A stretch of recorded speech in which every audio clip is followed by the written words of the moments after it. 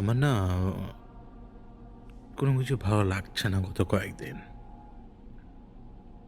১ম একটা স্বপ্ন এই ঘরের ভেতরে পোস্টে উল্লেখ করেছিলাম। ওই স্বপ্নটা আমাকে এমনভাবে ভেঙে দিয়েছিল ভেতর থেকে, আমি আপনাদেরকে বলে বোঝাতে পারবো না।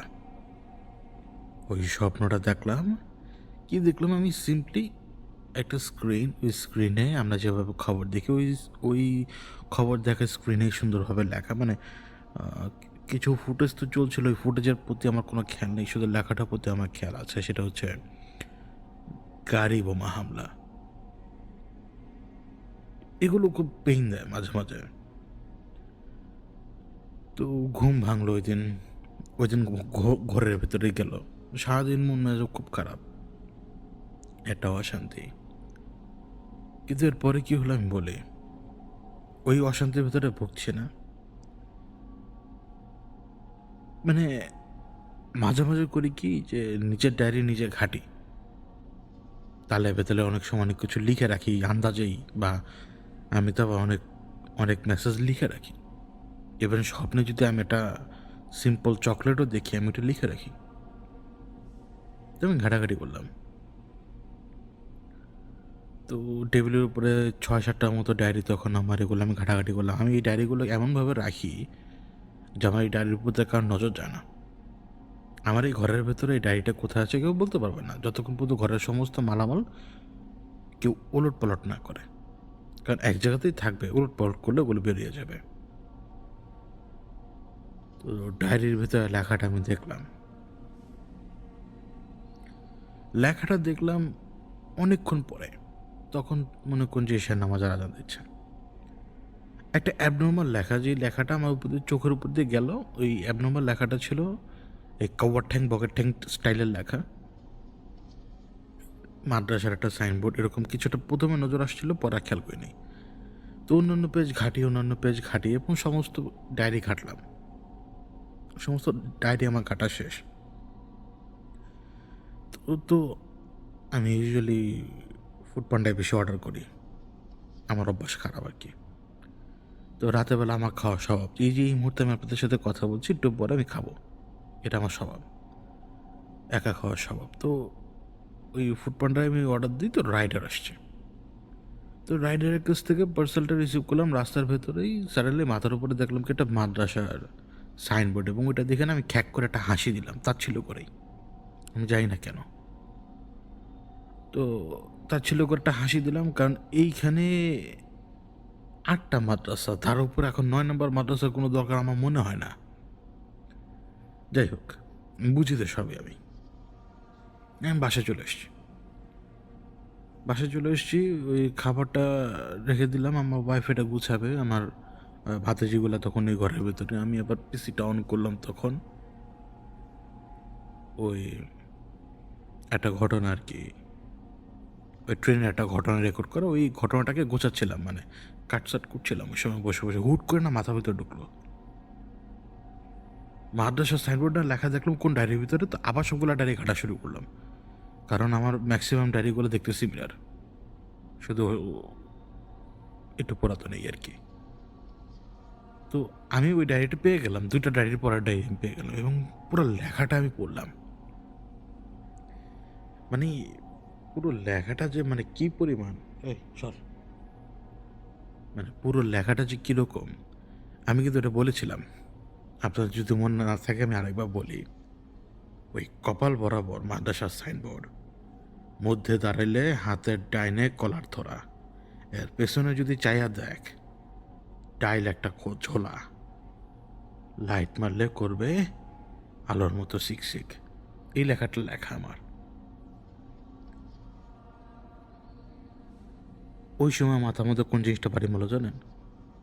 কারণ আমি যখন খ্যাক করে হাসিটা দিলাম না, বললাম যে আমি সাইনবোর্ড থেকে খ্যাক করে হাসি দিলাম, ওই সাইনবোর্ডের পাশে কলা গাছের বিশাল বড় বাগান, একটা পার্সোনাল স্পেসে মানুষের। ওই সময় আমি বাসা থেকে ধাম করে পড়েছি, বের হয়ে আমি সেদিকে দৌড়ে গেছি। লাইট ছিল একটা আমার। তো আমি জানি যে আমার এই লাইটের জন্য আশপাশে অনেক মানুষ অনেক ঝামেলা হয়, একদম বেশি পাওয়ারের লাইট। তো আমি অনেক সময় হাত দিয়ে লাইটটাকে ঢেকে রাখি আলোর কারণে। সাইনবোর্ডটা আমার চোখে তো সাইনবোর্ডটা তখন বাম দিকে, আমার চোখ তো ইমিডিয়েটলি কলার থরের উপরে পড়ে গেছে ততক্ষণে আবার রাস্তায়। তো আমি মধ্যে দাঁড়ালাম, মানে যেহেতু কপাল বরাবর, তো কপাল বরাবরই মাদ্রাসার সাইনবোর্ড একদম মাঝখানে দাঁড়ানোর পর হাতের ডান দিকে হাত মেললাম, কলার ধরাটা একেবারে সেম ওই একই পজিশন। আমি কবে লিখছি এটা আমি নিজেও যাই না। এটা সম্ভবই না, এটা সম্ভবই না। আমি কলার ধরাটা দেখলাম, কলার ধরার পেছনে যখন আমার মানে লেখা তো কলার ধরার পেছনে চায় দেখ ডাইলেটটা জ্বলা আম গাছে, কিন্তু এক্সট্রা একটা শুকনা ডাল ওইখানে, এবং ওই এক্সট্রা শুকনো ডালটা এমনভাবে যে আম গাছের উপরে ওই ডালটাকে হয়তো উপর থেকে নিচে ফেলে দিয়েছে কেউ। ওই শুকনো ডালের সাথে আরও সরু সরু ডাল থাকে না, ওইটা একেবারে গোলাকার একটা ঝাড়ুর মতো মনে হচ্ছিল ডালটা। আর লাইট পড়ার সাথে সাথে একটা রিফ্লেকশন আসছে ওইখান থেকে। ওটা আরেকজনের পার্সোনাল স্পেস, আমি কীভাবে ঢুকি বলেন? তো হালকা করে ডানে চাপলাম, চেপে দেখলাম যে তার গেটটা কি খোলা কিনা। তো দেখলাম যে গেটটা খোলা। আবার ওই বাড়িতে মোটামুটি একদম অন্ধকার। তো গেট খোলা, আমি ভেতরে ঢুকলাম। ভেতরে ঢোকার পরে আমি দুইবার লাফ দিয়ে কোনো রকম একটা কানি ধরলাম ডালটা, তারপরে পুরো ডালটা নিচে নামলো এবং ডালের ভেতরে ওই রিং ওইভাবেই গাঁথা। যে রিং আমি রাস্তায় না জানি কোথায় হারিয়ে ফেলছি আমি নিজেও যাই না। এটা সম্ভবই না, কারণ আমি যে এলাকায় থাকি এলাকার মধ্যে আমি 3বার বাসা বদল করেছি। কোনো মতে আমি এই এলাকার ভিতরে আমি আমি রিং হারাইছি। তো এটা নাই, এটা তো আমি হিসেবে খুঁজেছি, কেউ মানে খুঁজে পায়নি জিনিসটাকে। তো রিংটা আগে হাতে নিলাম এবং একেবারে সে আগের মতোই, ওই কয়েক জায়গা দিয়ে ক্র্যাক। মানে অবাক হলাম এই জন্য যে কয়েক জায়গা দিয়ে ক্র্যাক, মানে পাথরটার কন্ডিশনটা এখন এরকম, মনে করুন যে এটা যদি একটা রাসায়নিক কোনো ক্ষমতা যদি থাকে এই মুহূর্তে, মনে করুন যে এটা যদি কোনো ধরলাম এটা একটা রেডিয়াম, কথার কথা, তো এটার ওই রেডিয়েশনটা হয়তো শেষের দিকে, হয়তো শেষের দিকে যা একটু আছে এখন। কারণ আমার এই রিংটা একদম সাদা, একদম সাদা, এবং এটা যখন রিয়াক্ট করে তখন এটা আসলে লাল হয়, যেমন তেমন লাল না। আমি এটাকে রক্ত লাল হইতে দেখছি, এক ফোঁটা রক্ত যদি পরে যেরকম হবে ওই রকম হইতে আমি এটাকে দেখছি। তো যখন রিংটা আমার হাতে, তখন আমার হাত পা কাঁপছিল, মানে আমি কিসের ভিত্তিতে যে আমার হাত পা কাঁপছে সেটা আমি যাই না। তো আমার হাত পা কাঁপছে ওই অবস্থাতেই, মানে আমি সাহেব কোথায় আছেন, মানে দেখা করুন ইমিডিয়েটলি। মানে আমি ওনাকে এইভাবে বললাম, ওনাকে আমি কিন্তু কখনো ডাকি নাই, কখনোই ডাকি নাই। ওই ওই সময়ের পরে অনেক বিপদের মধ্যেও ডাকি নাই। কারণ হচ্ছে কি জানেন, দিগন্ত তারা ইস্যু না, ইস্যু হচ্ছে হামিদ সাহেব। ওনার সেফটিটা সবার আগে বেশি দরকার আমার। তো উনি তো কোনো দিক দিয়ে বাঁকা হবে না, বাঁকা তো আমি হইতে পারি, উনি তো হবে না। এই জন্য আমি ওনাকে কখনোই ডাকি নাই। ওনাকে আমি ডাকলাম এবং ওই রাস্তাতেই দাঁড়ানো অবস্থায় উনি রেসপন্স করছে। তখন 9টা বাজে নাই, উনি রেসপন্স করলো। আমি ওনাকে হাত দিয়ে দেখালাম, উনি আমার হাতের দিকে তাকালো, বাম হাতে ছিল ওটা তখন। উনি এক পলক দেখলো, দেখার পরে বললো যে তুমি বাসা যাও। তো উনি চলে গেছেন ওখান থেকে সাথে সাথে। তো আমি বাসায় আসলাম। তো বাসায় আসার পরে আমি আমার পিসির টেবিলে বসা যে ছবিটা আপনারা দেখতে পাচ্ছেন, আমি এক্স্যাক্ট ওই ছবিটা আরও ক্লিয়ার ভার্সনে আমি আমার গ্রুপে পাঠাই। আমি ইচ্ছা করে আপনাদের সামনে একটু শেডি ভার্সন দিয়েছি এটার। বললাম যে আমি আমার রিংটা ফেরত পেলাম আজকে, তখন 9টা বাজে। তো ওই রিংটা নিয়ে আমি বসেই আছি, মানে বোঝার চেষ্টা করছি বিদ্যুৎ চলে গেল। মানে বিদ্যুৎ ওই সময় আমার রুমেরটাই গেছে আসলে। তো বিদ্যুৎ চলে গেল, আমি কয়েক সেকেন্ড পরে টের পেলাম যে একদম সাইলেন্স, মানে একদম সাইলেন্স চারপাশ। এটা তো হওয়ার কথা না, কারণ আমার ভাতিজিগুলো না অনেক বেশি শব্দ করে, এই জন্য আমি অন্য রুমে এসে বসে থাকি। মানে ওরা ওর মানে কাকির সাথে পুরো কি বলে পাগল আর কি। তো ওরা তিনজন একসাথে হয়ে গেলে ওইভাবে ওদের টাইম কাটে। তো ওই সাউন্ড থেকে দূরে আমি, কিন্তু সেই সাউন্ড এখন নাই। বিদ্যুৎ গেলেও তো ওদের সাউন্ড যাওয়ার কথা না, বিশেষ করে আমার ছোটো ভাতিজি আইসা বলবে যে হ্যাঁ চাচু লাইট দাও, এভাবে। তো আমি বসা, আমি আমার ওয়াইফকে ডাক দিতে যাব, ওই সময় ওই ওই সাউন্ডটা আমার কানে আসে, যে সাউন্ডটা আমাকে রাস ওই যে একটা জায়গায় নিয়ে গিয়েছিল, মনে আছে যে শত শত রমণী ওইখানে, তার মধ্যে কিন্তু আমার স্ত্রী সবার সামনে, মানে আমার স্ত্রীকে দিয়েই আমাকে মোহের মধ্যে ফেলে দিয়েছিল। কারণ আমি অন্য কারোর মোহে পড়বো না, অবভিয়াসলি আমার স্ত্রী ছাড়া আমার আর এখানে কে আছে মোহে পড়ার। ওই সাউন্ড, ওই অ্যারাবিক সাউন্ড, এবং আমি এখন আপনাদের যেদিকে ফেস করে রেকর্ড করছি ঠিক এই জায়গাটাতে, আমি এখন যে জায়গাতে বসে রেকর্ড করছি এই জায়গাটা দেয়ালই সাডেনলি গায়েব হয়ে গেল আমার চোখের সামনে, এবং আমি দেখতে পাচ্ছি যে দেয়াল না যেন, মানে এখানে কোনো দেয়ালই নেই, বরং এটা একটা সরু করিডোর এখন, এবং ওই করিডোরের অপোজিট পাশে একটা আলো। ওই আলোটা এরকম যে দূর থেকে কোনো আগুন, অনেক আগুন জ্বলছে, ওই আগুনের রিফ্লেকশনে ওই পরিমাণ আলো ওই জায়গাতে, ওই করিডোরে, এবং ওই করিডোর থেকে ভেসে আসছে ওই মিউজিকটা। তা আমি উঠে দাঁড়াই আর রিংটা আমার হাতে নিলাম, কোনো কিছু টের পাই না, শান্ত, কোনো কিছু না, জাস্ট শান্ত। ওই শব্দটা আমার কাছে আসছেই, মানে ভেসে আসছেই। তো আমি চোখ বন্ধ করলাম, চোখ বন্ধ করার পরে আবার আমার কানের ভেতরে সমস্ত চিৎকার চেঁচামেচি আসলো, যেটা আমার পাশের রুমে হচ্ছে।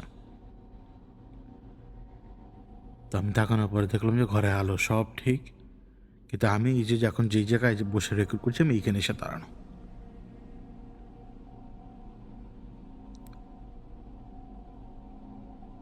তো ফেরত গেলাম নিজের জায়গায়, বসে ভাবতে লাগলাম যে আল্লাহ জানে আমার কপালে কোন বড় শনি দাঁড়ায় এখন। তা রাতের বেলা আমি সে আসলাম, আসার পরে উনি রিংটা নিজের হাতে নিলেন, এবং রিংটা নিজের হাতে নেওয়ার পরে অনেকক্ষণ এটার দিকে তাকিয়ে দেখলেন তিনি। আমি বুঝতে পারলাম যে উনি ওনার বাবার কথাই মনে করছেন। তারপর উনি আমাকে বলেন এটা ব্যবহার করো, তোমার জিনিস তোমার কাছে এসছে। বললাম এটা হইতে পারে না, এটা হইতেই পারে না। আমি সে বললেন এটা হতে পারে না, এটা আমিও জানি, কি করবে বলো, ফেলে তো রাখতে পারবে না, তোমার জিনিস তোমার কাছে আসছে। আমি ওনাকে জিজ্ঞেস করলাম কে করতে পারে, উনি আমাকে বলেন জানি না। আর আমি ওনাকে তখন বললাম যে দেখুন আমার অশান্তিটা বাড়া শুরু হয়ে গেছে আবার, একটা ভয়, একটা আতঙ্ক, যেটা আমি বোঝাতে পারছি না। মাঝখানে কয়েকদিন আমি মেডিসিন খেয়ে খেয়ে ঘুমিয়ে নিজের মাথা ঠিক করার চেষ্টা করছি, আমি ঠিক ছিলাম কটা দিন, কিন্তু ওই একই ভয় আবার আমাকে ধরা শুরু করছে, আর আমি বারবার ওয়ার্নিং পাচ্ছি বিভিন্ন রকমের, বিভিন্ন বালা মুসিবতার। আর ওপরে এরকম রিং যে 2-2.5 বছর একদম গায়েব, মানে হারিয়ে ফেলা জিনিস কীভাবে 2-2.5 বছর পরে এক্স্যাক্টলি এইভাবে ফেরত আসে, আর আমার ডায়েরির ভিতরে আমি কীভাবে লিখছি এই খবর, এই কবর ঠ্যাং বকের ঠ্যাং লেখা তো আমার। উনি আমার চেহারার দিকে তাকালো, আর বললো যে দেখো তুমি একটা সাধারণ মানুষ হিসেবে নিজেকে সাধারণ মানুষই মনে করো, তোমার অবর্তমানে তুমি নিজেকে কী করে তুমি নিজেই জানো না। তোমার সবচেয়ে বড় সমস্যা কি জানো, যে কোন সময় কি ঘটনা ঘটে সেটার উপরে তোমার অত বেশি এখন ফোকাস থাকে না, কিন্তু অন্তরালে কি ঘটে না ঘটে ওইটার প্রতি তোমার ফোকাস বেশি থাকে এখন। মানে তুমি দূরে কে কি করে সেটা দেখতে পাচ্ছ, কিন্তু এখানে বসা অবস্থা তোমার হাত পা কি করে এটা তুমি খেয়াল করো না। এই অবস্থাটার কারণ একটাই, এ হওয়ারই ছিল। যত সামনের দিকে আস্তে আস্তে আগাবে তুমি, তত এই যে যে সমস্যাগুলো তৈরি হচ্ছে না এখন, এই সমস্যাগুলো বুঝে উঠতে পারবে না। আমি ওনাকে জিজ্ঞেস করলাম এটা কেমন কথা, আমি লিখলাম তো, অন্য কেউ তো লেখে নাই। তখন আমি সব ধাম করে আমাকে বললাম যে তুমি লেখো না আমি জানি, কিন্তু এটা তো সত্য যে সে তোমাকে ম্যানিপুলেট করে সবসময়। তখন আমি বললাম যে এটা তো ঠিক, কারণ এটা আমি নিজে টের পেয়েছি। তখন উনি আমাকে বলে কীভাবে টের পেয়েছ? তো আমি কথার উত্তর দিনে দেখে বলে উনি আমাকে জিজ্ঞেস করলে কীভাবে টের পেলা, একটু জোরে বললো এবার। তখন আমি বললাম যে আমি যখন বলি, তো উনি তখনও জানে না যে আমি এগুলো বলে বেড়াইতেছি।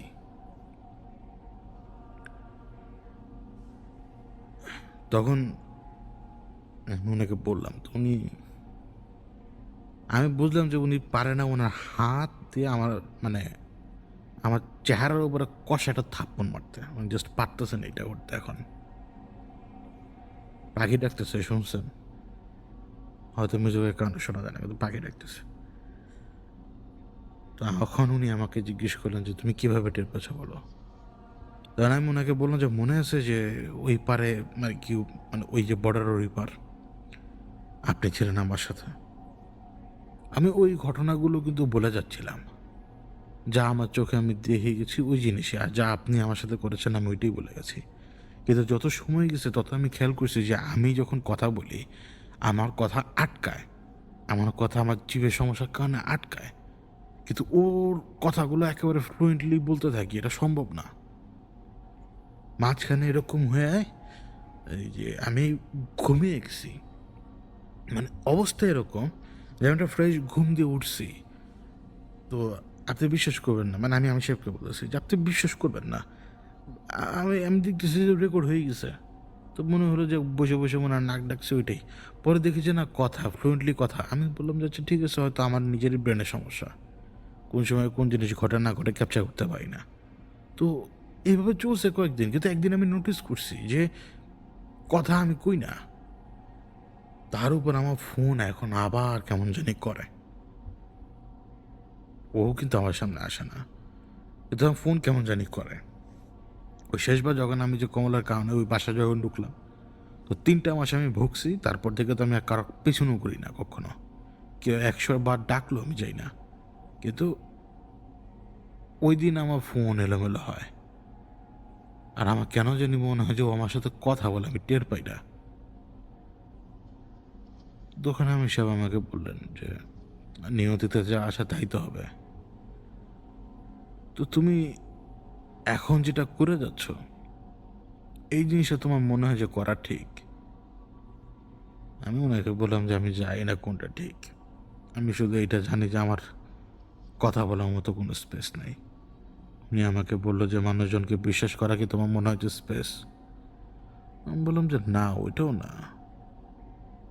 তুমি টাকার জন্য তো করতেছো না। আমি বললাম যে না, টাকার জন্য যদি করতাম, ওই যে ডয়ারের পিছনে টাকা ভরা না, ওই জায়গার ভিতরে টাকা, আমি বলো ধরি না কেন। তো ওই পর্যায়ে আমি একটু বিরক্ত হলাম যখন ওই টাকার কথাটা উঠালো। আমাদের ভিতরে ভালো রকম কথা কাটাকাটি হয়ে পড়ে টাকার ব্যাপারটা ওঠার কারণে, কারণ আমি টাকার ব্যাপারটাতে ভালোভাবে রেসপন্স করতে পারি না কেউ সাথেই, কারোর সাথেই না। কেউ আমাকে কখনোই বলতে পারবে না যে আমি টাকার জন্য কোনো কাজ করি। উনি ওটা ক্যাজুয়ালি বলে ফেলছিল ওই সময়, মানে উনি বুঝাইলো যে তুমি তো টাকার জন্য করতেছো না, কিন্তু আমি উল্টো উঠছি তখন, কারণ মাথায় যে হিজবিজি হয়েছে। উনি আমাকে এটা বললো যে যা হয় হতে দাও, তুমি চাইলেও কোনো জিনিস আটকাতে পারবে না এখন আর। যদি আটকাতে পারতে তাহলে তুমি এই রিং খুঁজে বের করতে না এখন। এই রিংয়ের ইনফরমেশন তোমার দ্বারাই ডায়েরির ভিতর লেখা থাকতো না। আর এই তোমার দ্বারা যদি সব কিছু আটকানোর মতো ক্ষমতাই থাকতো ওই সময়, তাহলে তুমি কথাগুলো এতক্ষণে বলে ফেলতে না। ব্যাপার হচ্ছে যদি একজন মানুষও বিশ্বাস করে যে এই ঘটনাগুলো সামনে যে ঘটবে বা ঘটে গেছে কিছু জিনিস, ওইটাও অনেক বড় প্লাস পয়েন্ট। তুমি তোমার কাজ যদি যেভাবে মন চায় সেভাবে চালাও। ওরা যদি চায় তোমার থ্রুতে কথা বলতে, বলুক। মানুষ তোমাকে পাগলই মনে করবে। ওই তো তোমার ভাতিজি তো তোমাকে পাগলই মনে করে। তো আমি ওনাকে বললাম, না এটা ঠিক। মানুষকে তো বলি যে পাগলের কথা, এগুলো উন্মাদের কথাবার্তা। তখন উনি বলে, হ্যাঁ এভাবেই চলো। উন্মাদ সাজো, উন্মাদ। তুমি কে আর আমি কে, এটা আমাদের জন্য, এটা আমাদের এই স্পেসের জন্য। বাইরের মানুষজন জানুক যে তুমি উন্মাদ আর আমি পাগল, ব্যাস। একদম সহজ হিসাব। আমি ওনাকে তখন বললাম, এরপরে কি হইতে পারে আন্দাজ হচ্ছে কোন আপনার? উনি বুঝলাম যে এদিক ওদিক তাকাচ্ছে। উনি এদিক ওদিক তাকানোর পরে বললো আমাকে, সে তোমাকে ডাকবে যে কোনো সময়। আমি বললাম, ও যে ডাকবে এটা আমি টের পাই এখনই। আমি যখন গতবার গিয়েছিলাম, এই যে অল্প কয়েকদিন আগে, ওর এই ছেলেকে ধরার জন্য, মানে এই যে 1 বছর আগে, ওর ওই ছেলেকে ধরার সময় ও কিন্তু চাইলে আমার ঘাড় মটকাতে পারতো, কিন্তু আমার ঘাড় মটকায় নাই। আমি কিন্তু জানি যে ওইখান থেকে ওর জন্য বের হয় একদম সহজ। ওইখানে ইচ্ছে করে বসে আছে। আমি সাহেব আমাকে বললেন যে, দেখো তোমার নিয়তিতে যা থাকার তা হবে, আর ভাইব না। এখন সব কিছু তোমার জিম্মায়। সত্যি কথা বলতে কি, যে আমিও তো তোমার কাছে ঋণী, যে তুমি আমার উপরে থাকা বিপদে তুমি সরানোর চেষ্টা করেছো অনেক। তো ওই কথাগুলো বাদ, আমরা ওই কথাগুলো আর আপনাদেরকে শোনাবো না। পডকাস্ট আর কি ওই জায়গা থেকে শুরু করলাম আজকে। তো রিংটা আর কি এখন আমার হাতে, এই যে এই মুহূর্তে আমার হাতে, যে আমার হাত আমি নিষ্পিস করতেছি বসে বসে, মাইক্রোফোনে শব্দটা আসবে না। এটার কয়েক পাশে ক্র্যাক হয়ে গেছে। এই ক্র্যাকটা ওই সময় ছিল না। এখন এই ক্র্যাকটা কেন আসলো এটা আমার পক্ষে তো আসলে জানা সম্ভব না। কিন্তু এটা অস্বাভাবিক একটা ব্যাপার যে দেখুন, এটা কেউ না কেউ রেখে গেছে ওই জায়গায়, এবং ওই ইনফরমেশন আমিই জানি, কিন্তু আমার কোনো মতে মাথা আসতেছে না এখন, কোনো মতেই না। মানে আমি কিন্তু পুরো ঘটনা বললাম। দেখুন, নর্মালি আমি আমার খাবারের পার্সেলটা পিক করতে গেলাম, মাথার সাইনবোর্ড দেখে আমি একটা খ্যাক শিয়ালের মতো একটা হাসি দিলাম, খ্যাক করে। তো কলার ওই ফার্মটা আর কি, কী বলো এটাকে, বাগান আর কি। তো এই সব কিছু তো মাথার মধ্যে জাস্ট ক্লিক করলো, আর কোনো কিছু না, এই আর কি। আমি অনেক কিছু জানি, কিন্তু এত কিছু জানার ফল অনেক খারাপ, জানেন। আপনি কনস্ট্যান্ট চাপের মধ্যে থাকবেন। আমি আমির সাহেবের কথা যা হলো আমাদের ভেতরে, তা 5% মাত্র শেয়ার করছি হয়তো, সম্ভবত আপনাদের সাথে। কারণ ম্যাক্সিমাম কথা ছিল যা যা জানি তার উপরে, এবং ওই কথাগুলো আমি আপনাদেরকে বলতে পারবো না। এখন একটু গিল্টি ফিল হয় যে আমি একটু রাগ হয়ে গিয়েছিলাম ওনার উপরে, কারণ আমি কথাটা বুঝতে পারিনি।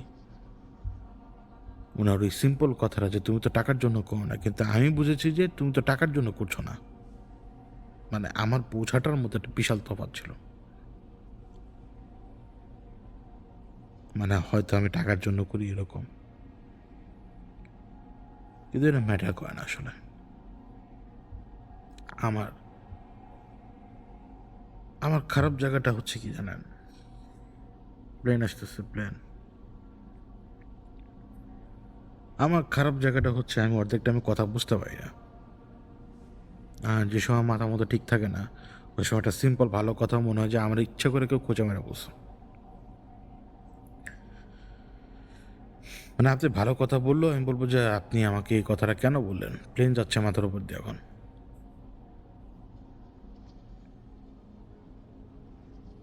পডকাস্টটা তো আমি আসলে কোনো রকম এডিট করি না। তো এইভাবেই আর কি শুরু। একটা মজার ঘটনা বলি। পডকাস্ট তো যে কোনো কথা বলা যায়। গত শুক্রবার দিন গত শুক্রবার দিন একটা আজগুবি ঘটনার শিকার হই। আজগুবি এই কারণে বললাম, আমি ইচ্ছা করে একটা মসজিদে নামাজ পড়ি না। মানে ইচ্ছা করেই পড়ি না। মানে এই এলাকায় থাকি 14-15 বছর, আমি ইচ্ছা করে মসজিদে নামাজই পড়ি না। মানে অন্য কোনো কারণ নাই। তো আমি ওই মসজিদের রাস্তাটা অবশ্য ব্যবহার করি। মানে এলাকার মধ্যে যেমন ওই যে আপনার অলিগলি থাকে না, ওটা অলিগলি না, বেশ বড় জায়গা, মানে বেশ বড় রাস্তা। তো আমি অনেক সময় ব্যবহার করি। আমি ওই রাস্তাটা ব্যবহার করছি, পুরা অন্ধকার, পুরা নিকশ কালো অন্ধকার, দেশগ্রামের মতো রাস্তা একদম। তো আমাকে যেতে হবে মসজিদে। যদি আমি নামি, তো এই রাস্তাটা একটু ওয়াইড, একটু চওড়া বেশি, সামনের দিকে আস্তে আস্তে চিকন হবে, বিশাল বড় বাঁশঝাড় আছে দুই পাশে। এই বাঁশঝাড়ের আয়তনই, এই বাঁশঝাড় শহর রাস্তাটা আনুমানিক 65-70 মিটার। কথা বলতে যা দম আটকে যাচ্ছে আমার। তো 65-70 মিটার তো শুধুমাত্র রাস্তার বাঁশঝাড়ের মাঝখান দিয়ে। তারপরে আবার যে রাস্তা, সেই রাস্তা মনে করুন যে 100 মিটারের মতো রাস্তা। এই অলি গলি, দেশি গ্রামের যেরকম অলি গলি থাকে না, ধান খেতের আশপাশ দিয়ে এরকম জঙ্গল, এরকম একটু ভিতরের এলাকা। থাকবে না 1-2 বছরের মধ্যে সব শেষ হয়ে যাবে, মেন রোড হয়ে গেছে না এখন। তো ওই রাস্তা দিয়ে আসতেছি, এটা থার্ড টাইম আমার ওই রাস্তা দিয়ে আসা। আমি আসি এই জন্য যে এই এলাকার 15-16 বছর আগে ফিলিংটা কেবল ওইখানে এখন পাওয়া যায়। মানে এখন তো সব শেষ। তো ওই ফিলিংটা, মানে গ্রামের একটা ফিলিং, ওই অনুভূতিটা নেওয়ার জন্য ওই রাস্তা দিয়ে আসি। তো এখন ওই অন্ধকার জায়গাটা, যেটা হচ্ছে বাঁশঝাড়, কখনো কোনো ইস্যু আমার হয় নাই, আগেও হয় নাই। কিন্তু ওই দিন আচমকা হলো কি যে বাঁশঝাড়ের ভেতর থেকে একজন ডাক দিল, আমি উত্তর দিই নাই। আমি কারোর ডাকে উত্তর দেবো কেন? এই শোনেন, এভাবে ডাক দিল। তা আমি তো হেঁটে যাচ্ছি, আবার ডাক দিল, এই শুনেন। আমি তো কই খারাপ, আমার হাত মুট করি। স্বাভাবিকভাবেই চাঁদাবাজ বা ছিনতাইকারী হতে পারে। তো হাত মুট করে, হাতটা মুট করতেছি, অতক্ষণে আমি একটু এদিক ওদিক তাকানো শুরু করছি, পিছনের দিকে না, মানে জাস্ট দৌড় দেওয়া দরকার বলে দৌড় দেবো। ভাই দেখেন, আর যাই হোক, একটা ছুরির কোথা মারলে তো ভাই ক্ষতি। আবার বাঁশঝাড়, এই ওয়াহিদ আপনি শুনেন, এভাবে ডাক দিচ্ছে, এবার চিৎকার হবে না। ভাই আমার এই অরিজিনাল নাম খুব কম মানুষই জানে। আর ওই এই এলাকার মানুষজন আমাকে চিনেই না, চিনে আমার ভাইয়ের নামে আমাকে, মানে অমুকের ভাই, এইটাই জানে, আমার অরিজিনাল নাম কেউই জানে না। তো আমি ওইখানে দাঁড়ালাম। পরে মানে মাথার ভিতরে, মানে আনুমানিক কয়জন আমার এই নাম জানে এই কয়টা ইমেজ চলে আসছে, কিন্তু গলা তো মিলতেছে না লোকের সাথে। তো ভেতর থেকে, মানে ভেতর থেকে বেরিয়েছে। এখন যখন বের হয়েছে, এর তো পা দেখি না আমি। এর যে ট্রান্সপারেন্ট বডিটা, যেটা উপর দিক দিয়ে একটু ক্লিয়ার, মাথায় টুপি, সাদা জোব্বা টাইপ, নিচের সাইড ধীরে ধীরে পুরোপুরি ট্রান্সপারেন্ট। এখন তো বুঝতে বাকি নেই যে আমার সামনে কে। তা আমি ওই ডিস্টেন্সে থাকা অবস্থায় আমি জিজ্ঞেস করলাম কে। তো সে বললো যে আপনার এই রাস্তা দিয়ে যাবেন না। তো আমি সামনের দিকে আগালাম, এবার তার দিকে আগাই, পিছনের দিকে না, মানে আমি চলে যাচ্ছিলাম ওই রাস্তার দিকে না, তার দিকে আগাচ্ছি।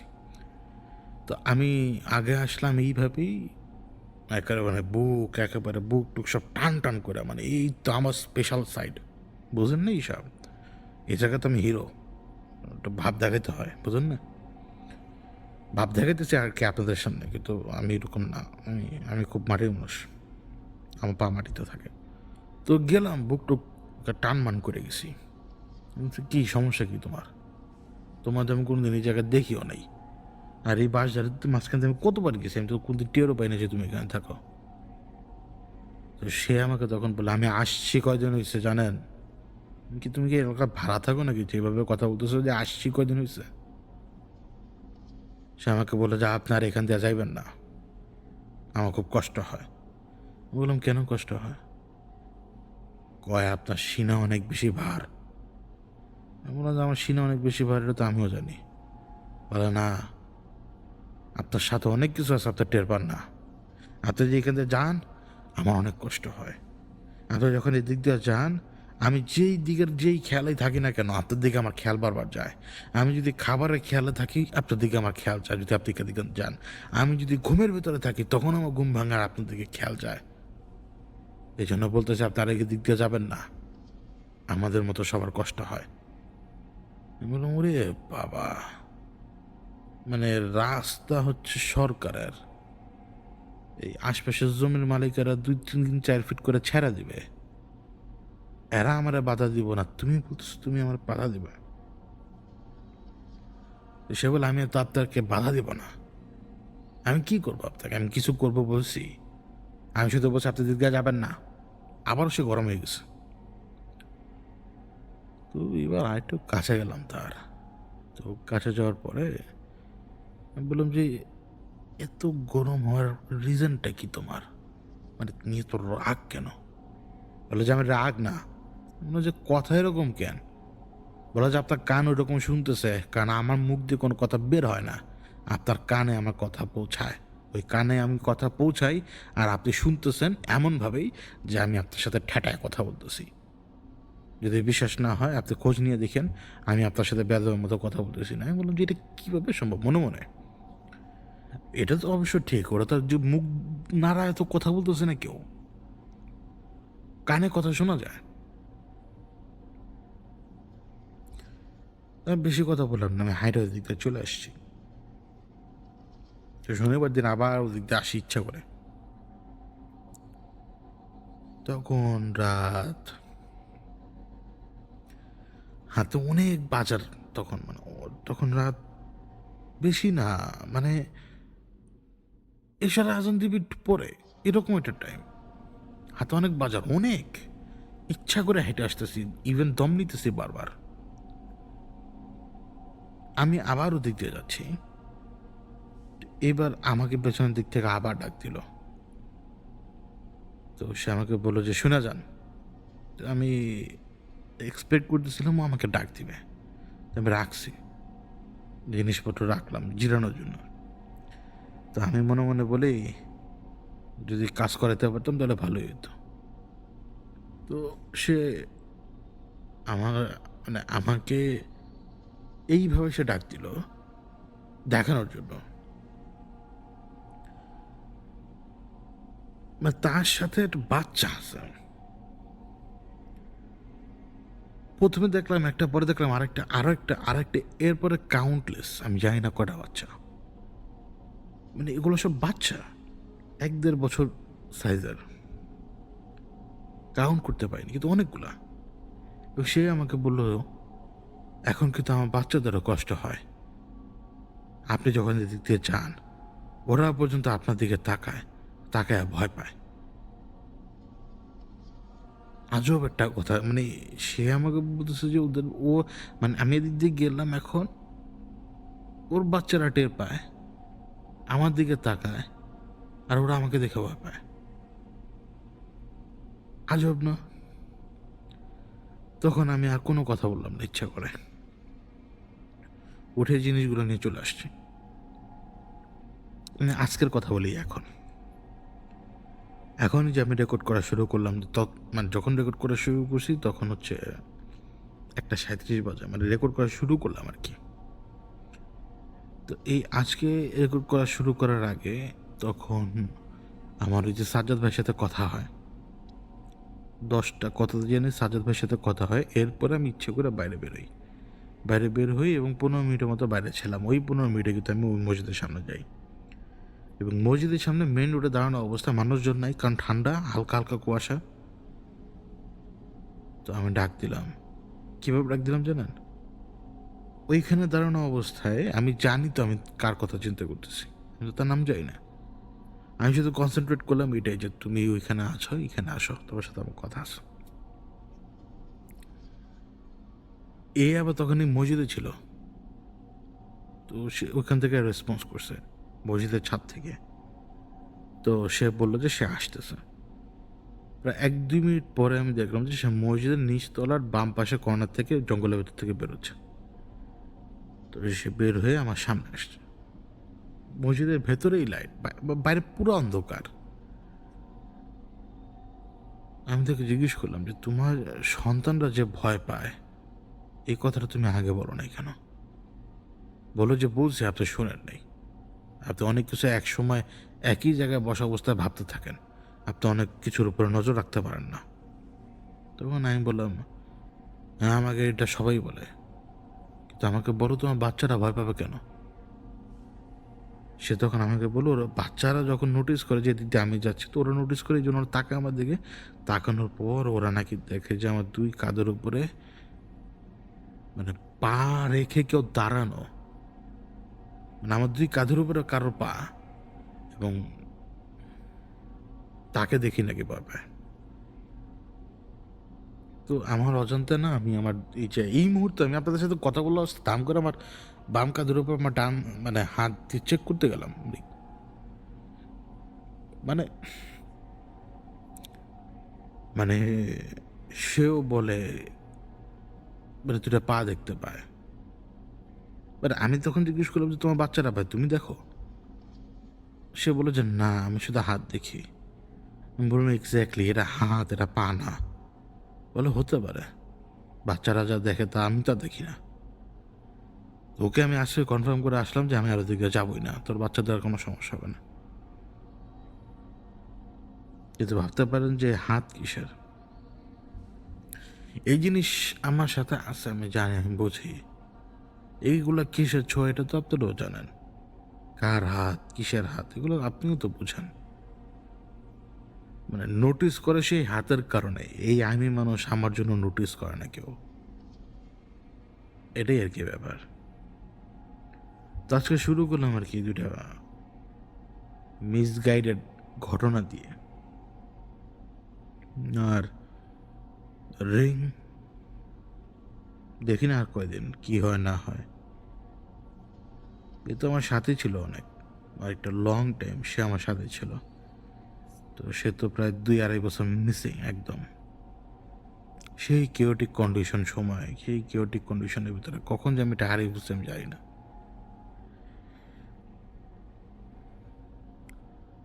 এই আরকি। তো অনেক কিছু চাইলেও প্ল্যান করি। মানে আমি আপনাদেরকে একটা কথা বলি। আমি অনেক কিছু ইচ্ছা করে করতেছি। কেন জানেন? আমি জাস্ট ওই সমস্ত জিনিস থেকে দূরে থাকার চেষ্টা করতেছি। যত আমার চিন্তাভাবনা দূরে থাকবে তত বেশি আমি ভালো থাকবো। এইজন্য নিজের উপরে চাপ দিয়ে হলেও চেষ্টা করছি যে অনুষ্ঠানের সংখ্যা বাড়ানোর, ঘটনা বাড়ানোর, বা আপনাদের সাথে বকবক করে সময় কাটানোর। কারণ মানে আমি যতটা দূরে থাকবো তত আমার জন্য বেশি ভালো। আর আমরা যখন কথা বলা শেয়ার করি, তখন মনে করুন যখন আমি আপনাকে আমার একটা কথা শেয়ার করলাম, তখন আমি আপনাকে কথাটা শেয়ার করতেছি, মানে এই না যে জাস্ট এটা শেয়ারিং পর্যায়ে। আমি আপনাকে যখন শেয়ার করতেছি তখন কিন্তু এটা আমার পার্সোনালিটির একটা মানে ওয়েট না, যেটা আমি আপনার সাথে শেয়ার করতেছি। তো আমার ওয়েটটা তো আমি বজায় রাখবো। তো যদি আমি একই মানে আজকে যদি ভুল করি, সেই ভুলটা যদি আমি পরশুদিনও করি, ওই ভুলটা যদি আমি তরশুদিনও করি, এবং এই ৩ দিনই যদি টানা আমি আপনাদেরকে বলি যে আমার ভুল হয়েছে, ভুল হয়েছে, ভুল হয়েছে, এটা হয় না। এটা তখন আমার ব্যক্তিত্বকে ছোট করে দিতে পারে যেকোনো সময়। তো যদি আমি বলি যে আমাকে দূরে রাখতে হবে নিজেকে, তো আমি প্রত্যেকটা কাজ করার সময় নিজের মাথার মধ্যে এটা নিয়ে আসবো যে আমি এই লোকগুলোকে বলছি যে আমি মানে আমি দূরে থাকতে চাই, দূরে থাকার জন্যই আমি কাজগুলো করি। তো এটা ব্যাক অফ দ্য মাইন্ড আমার কাজ করতেই থাকবে ২৪ ঘন্টা। আর এটা ঠিক যে সাডেনলি গত ১ বছর ধরে আমি যে জিনিসের উপরে ফোকাস দেই, আমার চোখের সামনে, চোখের নিচে কি ঘটে এটার দিকে আমি খেয়াল করি না। এখানে যে জিনিস ঘটতেছে আমার হাতের নিচে, এটার দিকে আমার খেয়াল থাকে না, আমার খেয়াল থাকে প্রশান্ত মহাসাগরে। বুঝাতে পারলাম আমি? এক আজগুবি কন্ডিশনের ভিতর দিয়ে যাচ্ছি আমি। কিন্তু কিন্তু ইনফ্লুয়েন্সটা তো ওর। ইনফ্লুয়েন্সটা তো রাসের, অন্য কারণ না। আর আমি যেই মোমেন্টে আল্লাহর বান্দার নিয়ে কথা বলতে যাই, প্রত্যেকটা বার আমি ওই প্রত্যেকটা এপিসোড আমি চেক করে দেখছি, আমার স্পষ্ট খেয়াল আছে ওই যে পাহাড়ের ওই পর্বের পর থেকে যত ধরনের কথা আমি বলে গিয়েছি, ওই সবগুলো কথার মধ্যে কেন জানি একটা ফ্লুয়েন্ট একটা ভাব আমার দিয়ে হয় না। ইভেন আপনি যদি নোটিস করে থাকেন, এই যে 40 মিনিট ধরে কথা বললাম, আপনি দেখবেন যে আমার শব্দ উচ্চারণে ভুল হয়েছে, আমার জিভ আটকে গেছে, আমি কথা বলতে যে আটকেই গেছি, কিন্তু ওই আল্লাহর বান্দার কথা বলার সময় আমি কোনো দিক দিয়ে আটকাই না, কোনো কিছু হয় না, জাস্ট ফ্লুয়েন্টলি কথা বলতেই থাকি। এটা আমি ফার্স্টে নোটিস করি এবং আমি এটা সবার আগে শেয়ার করি আমাদের মডারেটর শিমুর সাথে, কারণ আমার ওর সাথে একটু বেশি কথা হয় এখন, কারণ ম্যাক্সিমাম জিনিস ওই হ্যান্ডেল করতেছে, ও আর রাকিব। তো ও মিডনাইটেও হ্যান্ডেল করে, এই যে আমাদের ইউটিউবগুলোর ভিতরে দেখবেন ও থাকে, তারপরে হচ্ছে পুরো ভৌতিকতার পেজ, এগুলো সব কিছু ও সামলায়। অবশ্যই ইদানিং ভৌতিকতার ইনবক্স আমার নিজের হয়ে গেছে, কারণ ওটা আমি নিজে হ্যান্ডেল করি, অন্য কেউ না। তো সবার আগে আমি ওকেই বলি, তারপর থেকে দেখবেন যে এই যে গ্যাপটা আমি ডিসাইড করি যে আমি আগে বোঝার চেষ্টা করি ঘটনা কি। তো আমি বোঝার চেষ্টা করার পরে কিন্তু জানতে পারছি যে এটা আসলে সত্যি, আমি ইনফ্লুয়েন্সে কথা বলি,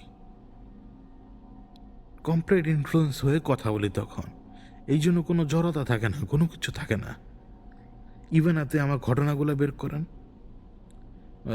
হেরেবাইন, তারপরে এই যে মায়ের এই যে এই পর্বটা হাজং, দেখবেন আমার শব্দ উচ্চারণে ভুল হয়েছে অনেক, কিন্তু কালকে যদি রাস্তার একটা ঘটনা বলি দেখবেন যে কোনো ইস্যুই দেখবে না, ফ্লুয়েন্ট। তো এই ভয়টা আমার ভেতরে কাজ করছিল, কোক খিসি তো অনেক, এই জন্য ঢেকুর চলে আসছে।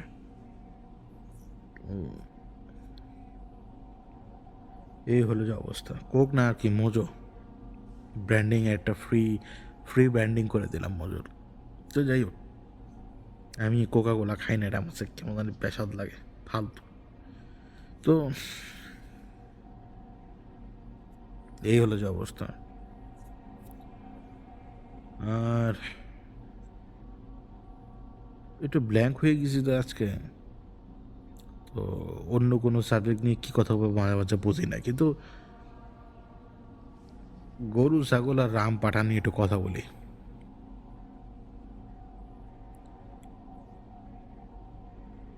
দেখুন, একটা ঘটনা যদি ঘটে, আপনি কয়েক কিসিমের লোক পাবেন।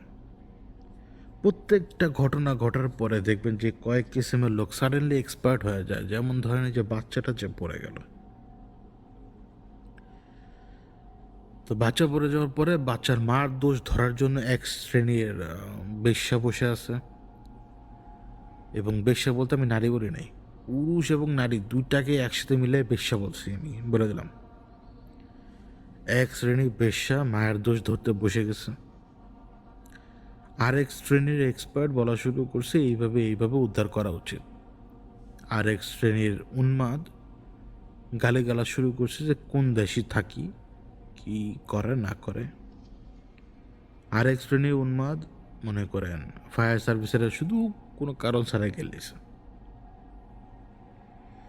তো আপনার বিভিন্ন জায়গার উদাহরণ আপনি দিতে পারেন, কিন্তু আজকে যখন আমি আপনার সাথে এখন কথা বলবো না, সজ্ঞানে আপনি অনেক কথার উত্তর দিতে পারবেন না। এই কথাগুলো আপনার জন্য না, এই কথাগুলো বলছি উন্মাদদের জন্য। আপনি বিশ্বাস করি আমাকে যারা শুনছেন এই মুহূর্তে, আপনার বিচক্ষণ ব্যক্তি, আপনার বিচক্ষণ দেখে আপনার এগুলো শোনেন না, নাইলে এগুলো শোনার দরকার মনেই করতেন না আপনি। আপনাদেরকে আমি বিচক্ষণই ভাবি, ওই আর কি উন্মাদদেরকে বলতেছি, অন্য দেশের ঘটনা যেটাই হোক না কেন, এই যে বোরিং, এই বোরিংগুলো হচ্ছে কখনোই আপনি বলতে পারবেন না যেটা 20-30 ফিট গভীর। এই বোরিংগুলো খোঁড়াই হয় পানি নেওয়ার জন্য, এখন ওই এলাকাতে তো পানিই নাই, তো বোরিং তো আরও খোলা ছিল, আরও খোলা ছিল না বোরিং। তো বাচ্চারা যখন পড়ে যায়, অবশ্যই গুণধর গ্রামবাসীর অকাম ঘটাইছে ওইখানে কিছু, এই জন্য আর লেজারে তারা দেখতে পায় নাই। তারপরে হচ্ছে যে ভুলভাল খবর ছড়ানো হয়, শব্দ শোনা গেছে, অক্সিজেন সাপ্লাই। দেখুন, কিছু জিনিস আমি আপনাদেরকে বলি, খুব ঠান্ডা মাথায় শোনেন।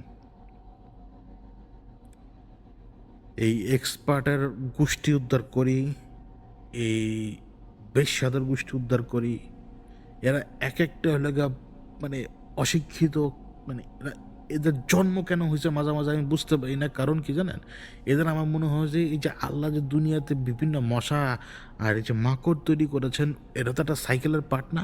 আমার মনে হয় যে এই বেশ্যা অশিক্ষিত এই জানোয়ারগুলা, এরা হচ্ছে সব এই সাইকেলের একটা পার্ট, আমাদের সাইকেলের একটা পার্ট। কারণ আমাদের গজবগুলাই, যে আমরা যে অভিশাপগুলো দিই, ওগুলো ওদের উপর যাও পড়ে। আপনারা যদি আমি একটা কফিনের মধ্যে আটকায় দিই এখন, আমি যদি আপনার একটা কফিনের ভিতরে আটকায় দিই, আপনি ছটফট করলে 1 ঘন্টার ভিতরে সাফোকেট হয়ে মারা যাবেন। বুঝাইতে পারলাম? আপনার মতো দামরা, সরি আমি আপনাদেরকে বলতেছি না, মানে ওদেরকে বলতেছি, ওদের মতো দামরা একটা কফিনে যদি আটকা যায়, ছটফট করে মারা যাবে 1 ঘন্টার ভিতরে। কারণ অক্সিজেন ফুরা যাবে, ইভেন ও সাফোকেশন টের পেয়ে যাবে 10 মিনিটের ভিতরে, কারণ স্পেস কম। পাইপের ভেতরে যখন বাচ্চাটা পড়ছে, কোন পজিশনে পড়ছে আমরা কেউ জানি না, কিন্তু সে হাঁটা চলা অবস্থায় পড়ছে। ও যখন পান উপর থেকে নিচে পড়ছে, ও নিচে কমসে কম 20-30 ফিট নিচে যায় পড়ছে। অর্থাৎ বাচ্চাটা মাটি থেকে অলরেডি 2 তলা বা 3 তলা দূরত্বে যা পড়ছে, 2 তলা বা 3 তলার ডিস্টেন্সে যা নিচে যা পড়ছে, ওকে আরামসে যা পড়ছে, ওকে আরামসে যা পড়ছে মনে হয়। ওই ইম্প্যাক্টে তো ইনজুরি হয়ে গেছে ওর অনেক বড়। এরপর আর কি শব্দ করবে? আমি ধরে নিলাম ওটা 35 ফিটের কূপ, কিন্তু এটা তো প্রমাণ হয়ে গেছে এটা আরো অনেক বড়। ওই ইম্প্যাক্টে তো শেষ হয়ে গেছে। মাটির নিচে গরম না ঠান্ডা? মাটির নিচে ঠান্ডা। বাংলাদেশে এখন চলে শীতকাল। ওই ছোট্ট বাচ্চাটার শরীরে কিচ্ছু নাই। ওকে আপনার আমার মতো দামরা যে ওইখানে সার্ভাইভ করে টিকা থাকতে পারবে? ওর সেই জ্ঞান আছে, বুদ্ধি আছে? ফেসবুকে বৈশা বৈশা পাঠারা, এক একটা বেশ্যা আর এক একটা হলে পাঠা, বৈশা বৈশা জ্ঞান দেয় শুধুমাত্র। ওই পাইপের ভিতরে কারে পাঠাইতো জিজ্ঞেস করেন তো। আর একদল বলে যে পাইপের পাশে বোরিং, বোরিং খোলা কি এত সহজ? এত সহজ বোরিং খুঁড়ে যে বাচ্চা উদ্ধার করবে তারা? আবার কিছু কিছু এটার এক কমেন্টে যদি পাই না, কিলাম আজকে যদি যদি পাই কমেন্টে কিলাম হতো করে, আমি যদি পাই, আমি বসে বসে উদ্ধার করস, বসে বসে এটা করস ওটা করস, তোরা তোকে উপর গজবে পড়ে তো কাগজ, তোরা নিজেদের লাইফের ফ্রাস্ট্রেটেড হয়ে থাকস, তোরা এতটা উন্মাদ হয়ে থাকস, তোরা কোথাও শান্তিই পাস না। ওই ফ্রাস্ট্রেশন তোরা আসে বিভিন্ন জিনিসের উপর উঠাস। তো প্রত্যেকটা কর্ম, আমার কর্ম প্রত্যেকটা কর্ম, তোর কর্ম প্রত্যেকটা কর্মের হিসাব আল্লাহর কাছে আছে। আল্লাহ এগুলো অপছন্দ করেন। অনৈতিকভাবে যে আমি যদি কাউকে কার্স করি, অনৈতিকভাবে আমি তো কার্স করতেছি তোদের উপরে, তোদের কর্মকাণ্ডের উপরে। আমি যদি অনৈতিকভাবে যদি আপনার উপরে কার্স করি, আপনাকে যদি আমি গালিগালাজ করি, এটা তো পাপ, এবং এটা একটা কর্মের ফল আসবে আমার উপরে। অন্যায়ের শাস্তি আল্লাহ দেয়, প্রত্যেকটা বান্দাকে দেয়, অন্যায় জমা থাকবে না কখনো। আর মুখের উপরে যদি লাগাম না থাকে, মুখ দিয়ে দেন আপনি তালাক, মুখ দিয়ে দেন গালি, মুখ দেওয়া করেন সেরেক, তো মুখের পাপ না এটা? আপনার পাপ না? লঘু পাপ নাকি? প্রত্যেকটা মানুষের চেষ্টা করছে। মাটি খোঁড়া কাজ কি এত সহজ? বলতেছে এলাকাবাসীরা দায়িত্ব দেন, এলাকাবাসী উল্টায় ফেলতো, তো ফেলতো না উল্টায়? প্রত্যেক এলাকাবাসী কয় যে অমুকের দোষ, অমুকের দোষ, আম করে দেন, এটা করেন এটা করেন, ওদের উল্টাইলাম সব, সবাই বলে। কারণ বিপদের সময় আলগা কি জানি বলে, আলগা পরামর্শ দেওয়ার মতো লোকের অভাব হয় না। তো দেখবেন যে আগুনে পুড়ে গেল, ডিম মাখাই দিব, আলু মাখাই দিব, আগে যেন আলু সিদ্ধ করতেছে, পুরা শরীরের উপরে, উপরে স্কিনের উপরে ডিম্পোজ করতেছে, বড় স্কিনের উপরে, বান্দরের দল। তো ওই এক দল বান্দররে আমি দেখলাম ওই দিন চুপচাপ। তারপরে আরও অবাক হয়ে গেলাম যে একটা খবর নিউজ পাবলিশ হলো প্রথমে যে জীবিত অবস্থায় নাকি উদ্ধার করছে। আমি হাসতেছি বসে বসে। এক একটা মিথ্যা কথার যে কি পরিমাণ ওয়েট দুনিয়াতে, আমরা মিথ্যা বলতে বলতে তো বুঝি না। মানে এক একটা মিথ্যা কথা আর এক একটা মিথ্যা আশ্বাস, এই দীর্ঘ নিঃশ্বাসের যে একটা ওজন, এই ওজন মানুষ নিতে পারবে না। মানুষ অদৃশ্যের পাপ সম্পর্কে ধারণাই রাখে না, অদৃশ্যের কর্মকাণ্ড তো দেখেই না, দেখলে তো হয়েছিলই। এই বাচ্চাটা আরো আগে মারা গেছে, সম্ভবত 2 ঘন্টার আগে। কিন্তু এই যে ন্যাকামি, এগুলো আল্লাহ পছন্দ করেন না। আপনার আবেগ দিয়ে তো পানি খান গা, আপনার আবেগ দিয়ে তো পানি খান। আপনি ন্যাকা হইতে পারেন, ইসলামের ন্যাকামির কোনো জায়গা নাই। আমাদের রাসূলদের জীবন যদি আমরা দেখি, আমাদের রাসূলদের, বিশেষ করে আমাদের রাসূল যিনি হচ্ছেন যে সর্বশেষ নবী, তিনি একজন গ্রেট পলিটিশিয়ান, তিনি একজন গ্রেট সমরবিদ, তিনি একজন গ্রেট মানুষ, মানে সব কিছু গ্রেটনেস তার ভেতরে। তিনি ন্যাকামি করেন নাই, তিনি ন্যাকামি করেন নাই। ন্যাকামিকে প্রশ্রয় দেওয়া হয় না কোথাও। সস্তা আবেগ তো দূরের কথা। তারা ছিলেন ওয়ারিয়ার আর আমরা হইলাম গিয়ে হিজড়া।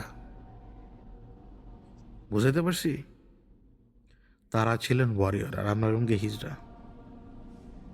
ইমানও নাই, আমলও নাই, কোনো কিছু নাই, সব নেই, শেষ। এই জন্যই অবস্থা, বসে বসে আরেকজনের দোষ খুঁজে। ওই আমলে প্রচুর ইহুদি মুসলমান হয়ে গেছিল, প্রচুর ইহুদি। এখন আমার মানে ওদেরকে এই জন্য আমি সাহাবি বলতে রাজি না, বুঝছেন নি? অন্য কেউ করলে কুকেরা হ্যাগো পার্সোনাল লেজেন্ড, আমি বলে ওটিটা আমি সাহাবি মনে করি না। আমি ওটিটাই সাহাবি মনে করি যিনি হইতেছে ইসলামের জন্য খেদমত করছে, যাদের উপর আল্লাহ রাজি খুশি ছিল অরিজিনালি।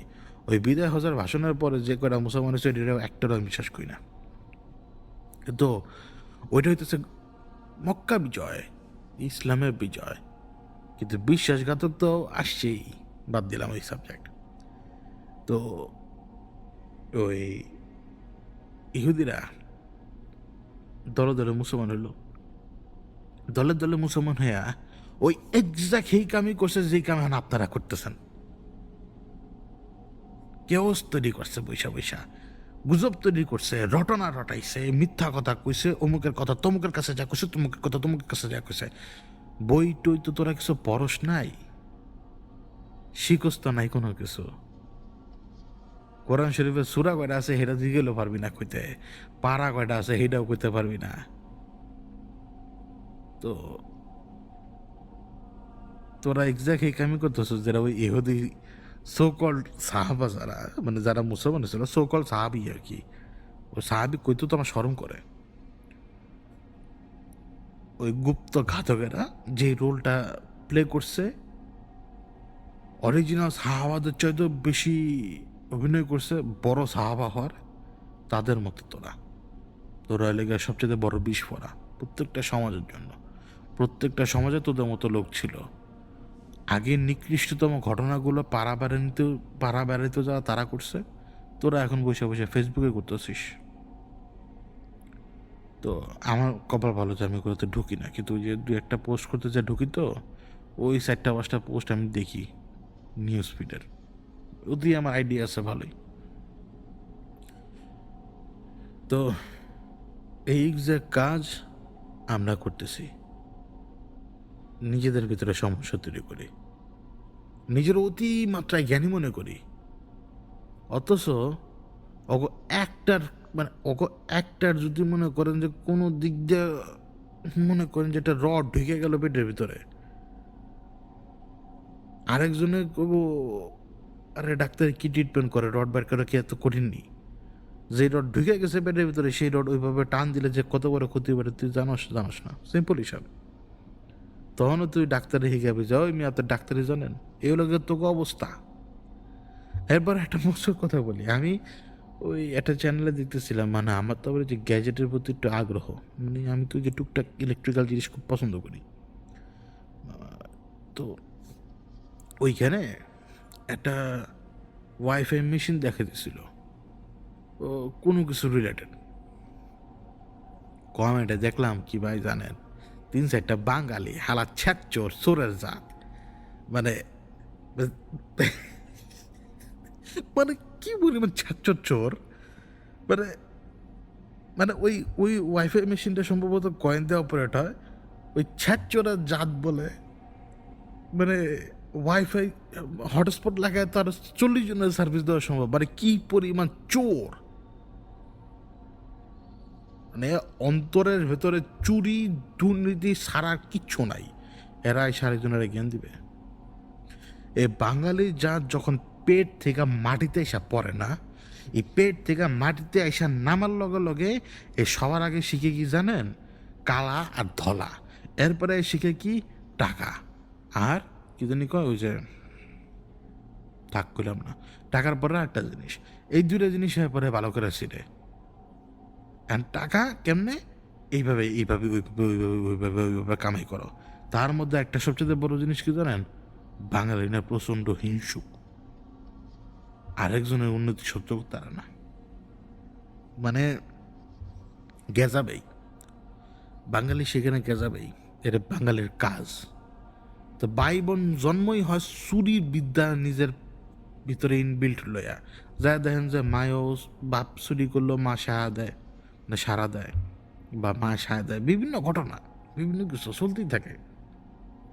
বাঙালি লোকে ভাই বোন চোর, নাইলে কোনো উন্মাদ মানে এই কথা কইতে পারে, কইতে পারে যে হটস্পট দিয়ে তো 40 জনের সাপোর্ট দেওয়া সম্ভব। তো এই দেশের আপনি যখন চিল্লায় করবেন যে সব জায়গায় দুর্নীতি, ভাই তুই তো নিজেই চোর। ক্ষমতার ওই চেয়ারে যে বসবে, অল্প কয়েকজনের নজরে আসবে আসল জিনিস, বাকি লোকের নজরে তা আসবে না। ওই অল্প কয়েকজন কিন্তু তখন হয়ে যাবে আসল সত্তার দাস, বাকিরা তো ঘুরপাক খেয়ে ব্যাগ তলেই। তো ওই অল্প কয়েকজন দেখবেন যে কোনো ঘোড়ার ডিমও করতে পারে না। পক্ষ আর বিপক্ষের ন্যারেটিভ সেট করার মতো লোকের অভাব নেই। আজকে যখন আপনি বলবেন, আপনি তাকে দেখেন কি পরিমাণে রাহাজানি চলতেছে, কি পরিমাণে খুন চলতেছে, কি পরিমাণে খুন।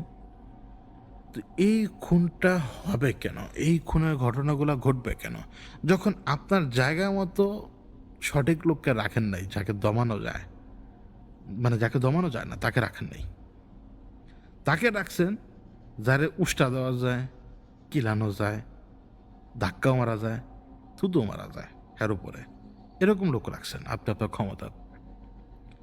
যেই লোক অথেন্টিক কথা বলার কারণে তার 9 দিনের মধ্যে না জানি 3 দিনের মধ্যে তার পদ থেকে সরাই দিয়ে তারা এক অকেজ পদের মধ্যে নিয়ে ফালাই দিল, তার পদে আইনে যারে বসাইল, হেরে আপনার দেখে মনে হয় যে সে যোগ্য, মনে হয় এই দেশের যোগ্য লোকের কোনো ইয়া নাই। প্লাস এই যে সো কল্ড যোদ্ধা, এই যে সো কল্ড যোদ্ধা যারা জুলাই বেচ্চা বেচ্চা খাইছে, ক্ষমতায় থাইকে উল্টা নিতে পারে নাই, আবার কে জানি মাস্টার মাইন্ড, হ্যাঁ মাস্টার মাইন্ড হয়ে হ্যাঁ বিশাল বড় সরকার পতন করাই দিছে, মানে সো কল্ড মাস্টার মাইন্ড, হ্যাঁ তারা দেশ আর চালাই তারা নেই, হ্যাঁ তারা বলে মাস্টার মাইন্ড, হ্যাঁ তারা ওই কে কি জানি কয় মস্ততে বইছে। তো মাস্টার মাইন্ড যখন এত বড় বিশাল সিস্টেম উলট পালট করতে পারছে, মানে হেই আদু মিয়া কি পারে নাই যে পুরো সিস্টেম ঠিক করতে, হেই আদু মিয়া এত ভারী সিস্টেম উল্টে এলাইছে, এরপরে হে আদু মিয়া 1.5 বছরে কি ঘোড়ার ডিম করলো, কোন ঘোড়ার ডিমটা করলো আমার। এখন যদি আদু মিয়া কয় সব জায়গায় ইয়া লাগায় রাখছে, কি জানি বলে সেলা চামুন্ডা লাগায় রাখছে, তো তাইলে তুমি নিজের আর মাস্টার মাইন্ড কইও না, কইও না, না তুমি কোনো আমলে ছিলা মাস্টার মাইন্ড, না এই দেশে কখনো এই ঘটনা ঘটতো, এই ঘটনা ঘটছে কারণ এটা হচ্ছে সুপার ন্যাচারাল ইভেন্ট। আজকে যখন ওরা আইসা যদি মানুষকে বলুক যে আপনারা রাজপথে নেমে আসেন, মানুষ থুতু মারবে ওদের দিকে, কারণ ওদের চেহারা এক্সপোজ হয়ে গেছে আরও আগেই। এই দেশে কোনো মানুষ কখনোই স্বাধীনতা ডিজার্ভ করে না, এটা সবার আগে আপনাকে বুঝতে হবে। মানুষকে স্বাধীনতা দেওয়ার কুফল কি জানেন? আজকে আমি বলি, হিসাব মিলান কেন ফেরাউনের সাথে আমাদের এই বর্তমান দুনিয়া কানেক্টেড। ফেরাউন এবং নবী মুসা আলাইহিস সালামের যে এই যে পুরো জার্নিটা, এটা কেন দুনিয়াতে বারবার রিপিট হয় রিপিট হয় রিপিট হয় বিভিন্ন রূপে, কিন্তু একইভাবে। খুব ঠান্ডা মাথা আমার কথা শুনেন। ইহুদিরা যখন অপারেশনের ভেতরে থাকতো, তারা কিন্তু কিচ্ছু করতে পারতো না, তাদের উপরে জুলুম করা হইতো। এবং যখন তাদের উপরে জুলুম করা হইতো, কোন লেভেলে জুলুম করা হইতো এটা কোথাও লেখা আছে? বারবার বলা হয় যে ওই যে ওই ইসরায়েলিদের উপরে জুলুম করা হয়, তোরা চিলাইস না। তো কি জানি বলে কইছিলাম, মানে ওদের উপরে যে জুলুম করা হয়, বলা আছে কোথাও মানে কি জুলুম? না, জুলুম যেটা হয়েছে সেটা কোনো জুলুমই ছিল না। ঠিক এইরকম যে অপারেশনটা আমাদের উপরে হয় না, যা আমাদের উপরে রুল চাপায় দেওয়া হয়, বিভিন্ন নীতি চাপায় দেওয়া হয়, মানে আমাদের রক্তটাকে শোষণ করার মতো যত কিছু করার দরকার তত কিছু, মানে নিপীড়ন, এরকম নিপীড়ন যেই নিপীড়নটা আপনি আমি এখন সাফার করতেছি সবাই, অর্থনৈতিক, আর্থসামাজিক, তারপরে বিভিন্ন দিক দিয়ে আমাদেরকে অপারেশনের ভিতরে রাখে। খাবারের সাপ্লাই কম, মানে মায়ের ধর না তো, এটা বুঝাইতে পারছি? আপনি বাংলাদেশি হিসেবে এখন যে অপারেশনটা টের পাচ্ছেন, জিনিসপত্রের দাম বেশি, পেঁয়াজের দাম বেশি, অমুকের জিনিসের দাম বেশি, বাড়ি ভাড়া বেশি, এটা হচ্ছে অপারেশন। এই অপারেশনটাই হচ্ছে ওই সমস্ত আমল থেকেই চলতেছে। তো ফেরাউন এই অপারেশনটা এই ইসরায়েলিদের উপরে লাগাইতো, প্লাস ওদেরকে দিয়ে এক্সট্রা কাজ করায় নিত, কিন্তু পেমেন্ট দিত কম, মানে ঠকানি যেটাকে বলে আর কি। তার মানে এনে যায় মাইটা কুটটা কাইটটা কুটটা ধ্বংস করে, ওগুলো না। তো তার সাথে কি ঘটনা, তা হচ্ছে যে নিজেকে গড কম্পেয়ার করা। আল্লাহ প্রত্যেকটা সিভিলাইজেশনকে রাস্তায় আনার চেষ্টা করেন, তিনি তার নবীকে পাঠান। তাকদীর নামের এক ঐশী কিতাবে সমস্ত কিছু লেখা, গায়েবের ব্যাপারে সমস্ত কিছু আল্লাহ অবগত, কিন্তু তারপরও সমস্ত কিছু একটা জিনিসের পার্ট। নবী মুসা আলাইহিস সালাম আসেন, তিনি দাওয়াত দেন, সব কিছু ঠিক। কিরকম ঠিক? ফেরাউনকে, হ্যাঁ ঠিক আছে ঠিক আছে, শুনবো না তোর কথা, যা। আবার কয় হ্যাঁ ঠিক আছে, কিন্তু আবার কয় শুনবো না তোর কথা। তো উদ্ধততা সে দেখাবেই। যতবার আপনি সরকারকে কোনো কিছু বলবেন, সে শুনবে আপনার কথা, কিন্তু সেটা পরে মানবে না। সে বলবে হ্যাঁ ঠিক আছে মানবো, পরের দিন আবার দেখবেন আপনার উপরে চাপাই দিচ্ছে উল্টা আরও কিছু জিনিস। তো এইভাবে চলতে যখন থাকে, আপনি ডিরেক্ট কার অর্ডারকে ভায়োলেট করতেছেন? আপনি আল্লাহ রব্বুল আলমিনের অর্ডার, আল্লাহ রব্বুল আলমিনের অর্ডার কে পাস করতেছেন? মুসা আলী ওয়াসাল্লাম পাস করতেছেন। আল্লাহ রব্বুল আলমিনের এই ডিরেক্ট অর্ডার যদি কেউ উল্লঙ্ঘন করার সাহস দেখায়, তখন তারে আল্লাহ গজবে ফেলবেন না? ফেলেন তো, আল্লাহ গজবে ফেলেন। তো গজবে ফেলেন, যখন গজব দেয়, আল্লাহ যখন গজব দেয়, ফেরাউন দৌড়ে আয়সা কয়, মুসা আমাকে মাফ করে দাও, আমি আমি অপারেশন চালাবো না। তা আল্লাহ গজব উঠায় নেন। কিছুদিন সব ঠিক, ইসরায়েলিরা শান্ত শিষ্ট, সব ওই শান্ত শিষ্ট থাকা অবস্থায় ইসরায়েলিরা করতে কি জানেন, মানে ওই শান্ত শিষ্ট অবস্থাও তারা ভুলে যেত যে তাদেরকে উদ্ধার করছে কে। এগুলো কিন্তু 1-1.5 বছরের ঘটনা না। ফেরাউন এবং মুসা আল্লাহ সাল্লামের এই যে পুরো সাইকেলটা, এটা কিন্তু 1-1.5 বছরের ঘটনা নয়। ইসরায়েলিরা ভুলে যেত যে তাদের উদ্ধার করছে কে। দেখেন কয়টা জিনিস একই টাইমে চলতেছে। ফেরাউনকে আল্লাহ নবী মুসা আলাইহিস সালামের মাধ্যমে দাওয়াত দিতেছেন, তাকে ভালো রাস্তায় আসার কথা বলতেছেন, তাকে ঈমানদার হওয়ার কথা বলতেছেন। ওই অবস্থাতে তিনি এই একটা জাতিকে ওদের হাত থেকে উদ্ধার করে আবার এই জাতিকে নিজের হাতে ছেড়ে দিলেন, কারণ এখন দেখার দরকার এই জাতি পথে আসে কিনা। এরা আবার নিজেরাই বিপদে যাওয়া শুরু করলো। কার বিপদে? মুসা আলাহিসাল্লামের কথাই শোনে না ঠিকভাবে। মুসা আলাহিসাল্লামের কথাই শোনে না। মুসা আলাহিসাল্লাম কিন্তু অন্যান্য সমস্ত নবীর থেকে আলাদা, উনি কিন্তু প্রচণ্ড রাগী নবী, তো কথাই শোনে না। মানে কথা শুনে না কেমনে? এরা উপর দিয়ে তো কেউ বোঝে জি হুজুর, জি হুজুর, আমি কথা শুনি। ঘরে তো যা কথা শুনে না। এটা তো আল্লাহ ভালো জানে যে কে কোথায় কী করতেছে না করতেছে। এটা নবী মুসা তো সম্পূর্ণ জিনিসের উপর নজর রাখতে পারবেন না কোনো মতেই। ওনার তো লিমিটেশন আছে। তো সেই ইহুদিরা আবারও পথভ্রষ্ট হয়। আর ওদিক দিয়ে ফেরাউন কিন্তু আস্তে আস্তে আবার মাথাচাড়া দিয়ে উঠতে শুরু করে। তো আল্লাহর সিস্টেমটা দেখেন, আবার ফেরাউন আইসা ইসরায়েলিদের জাইত্যা ধরে, আবার ইসরায়েলিরা সাহায্য চায়, আবার আল্লাহ দাওয়াত পাঠান, এটা রাস্তায় আসো, রাস্তায় আসো। আমি আপনাদেরকে বোঝানোর জন্য ঘটনা বলতেছি, এইভাবে ওইভাবে না। আবার আল্লাহ যখন বোঝানোর জন্য মুসা আল্লাহ সাল্লামকে বলেন, মুসা আল্লাহ সাল্লাম যখন বুঝান, দাওয়াত দেন যে আল্লাহর রাস্তায় আসো, তবা করো, ফেরাউনকে করতাম না, যাও, শুনবো না, যাও। গজব আসতো, গজব আসলে আবার ফেরাউন এসে মুসা আল্লাহ সাল্লামের কাছে বলতো, আমার ভুলে গেছে, গজব উঠে নিতে বলো তোমার রবকে।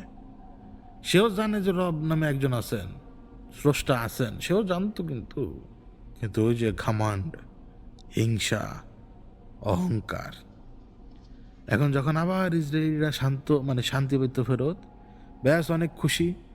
কিন্তু বেইমানের গোষ্ঠী 2 দিন পরে আবারও বেইমানি করা শুরু করলো। কার সাথে? হে নবী মুসা আল্লাহ সাল্লাম সাথে। কেমনে? নবী মুসার সামনে তো সে ভালোই, অন্যায় তো করতেছে গোপনে। এই সাইকেল চলতেই থাকে। এই যে ইসরায়েলিদেরকে যে স্বাধীন করে দেওয়া হলো, ওরা স্বাধীন হওয়ার পরে কি লাইনে আসছে? আমার কথা মিথ্যা না, ভালো করে বইটাই খাইটেন, ইন্টারনেট থেকে কোনো কিছু দেখেন না বলেও। বই ঘাটলে তারপর জানতে পারবেন, বই থেকে জ্ঞান অর্জন হয়। তো ইসরায়েলিদের স্বাধীন করে, হ্যাঁ তো আসলে স্বাধীনতার দরকারই নাই। হ্যাঁ স্বাধীন করে ভুল করছে, স্বাধীন করার পরে হ্যাঁ আবার অকাম করতো, আবার আল্লাহ এগোরও ধরতো। কীভাবে? ওই যে ফেরন চাইপা বসতে তাদের ঘাড়ের উপরে। অ্যাট দি এন্ড ফেরন নিজের লিমিট ক্রস করছে, বারবার বারবার একই জিনিস। এই যে স্বাধীনতা পাওয়ার পরে যে ভুলগুলা করতে, এগুলো লঘু ভুল, লঘু ভুল, কিন্তু আল্লাহ তো অপছন্দ করেন। ভুল করা তো বারবার ভুল করা তো কোনো মানে নেই। একটা লোক কতবার তবা করতে পারে? লক্ষ লক্ষবার তবা করতে পারে? মানে এটা কি হয়? মানে লক্ষ লক্ষবার তবা করা মানে কিন্তু আল্লাহকে মক করা, নাউজুবিল্লাহ। তো শেষমেশ তিনি ডুবাই দিলেন ফেরাউনকে, একেবারে আজাদ, একেবারে আজাদ করে দেওয়ার পরে দেখেন, এই যে চারালের বংশ ইহুদিরা, এই ইহুদি আপনার আমি একই জিনিস দেখেন কীরকম। এই যে চারালের বংশ সম্পূর্ণ স্বাধীনতা পেল না, নবী মুসা কিছুদিন ছিল না, গেল গা শালার পুতেরা গোবৎস পূজা করতে। তো আপনি কি এখন সেই ইহুদিদের মধ্যে আর আমাদের মধ্যে সেই তফাৎ বা মিলটা পান? মিলটা কি পান?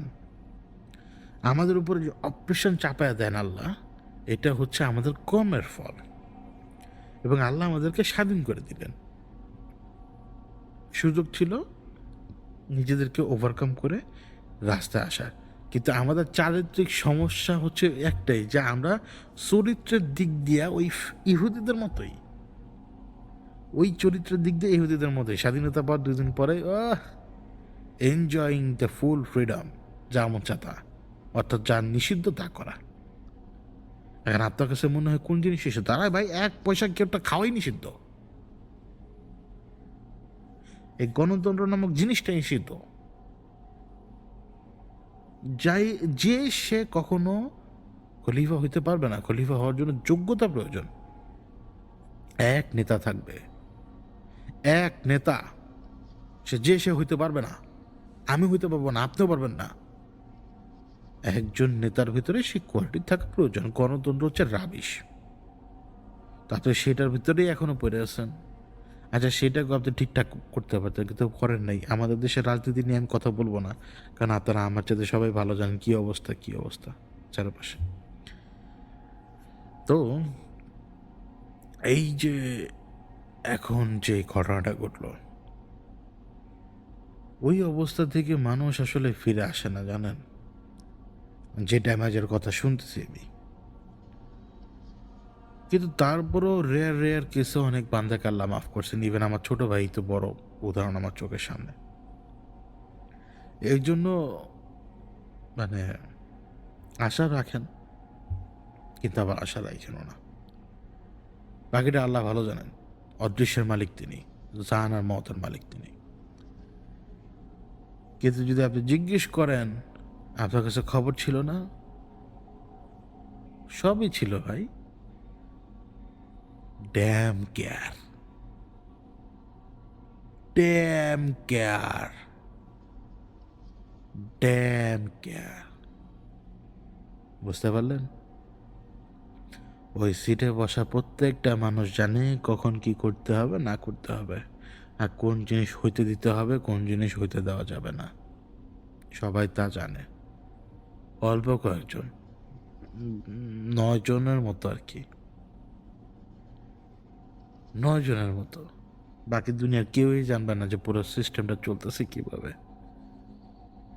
বুঝতে পারলেন?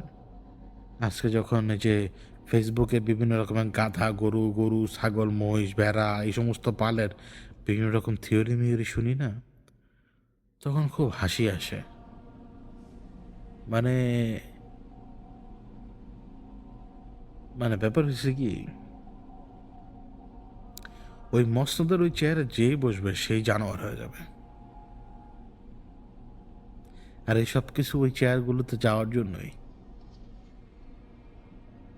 তো এখন প্রমাণ হয়ে গেল যে ওই ইহুদিদের সাথে আপনার আর আমার মিল কোথায়?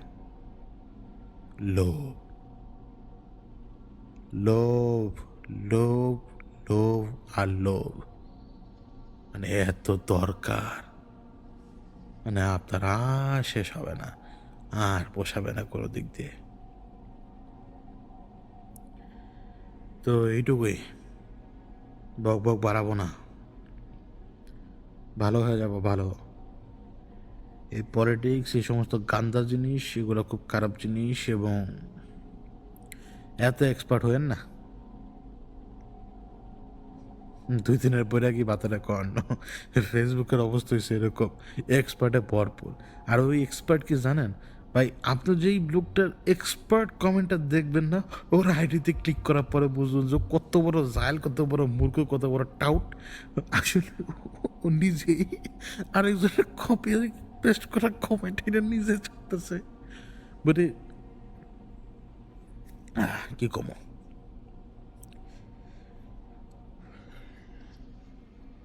জ্ঞান প্রয়োজন আমাদের। ওই জ্ঞান আমাদের আসলে দরকার। ওই জ্ঞান না থাকলে হবে না। তার উপরে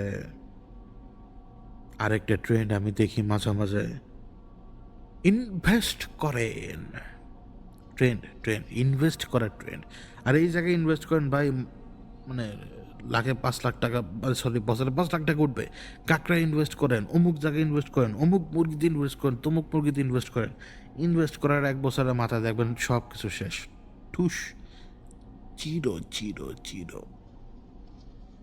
হালাল ইনভেস্টমেন্ট বলতে দুনিয়াতে কিচ্ছু নাই, মাথায় রাখেন। আপনি আমার সাথে ফাও তর্ক করতে আসেন না ডার্লিং।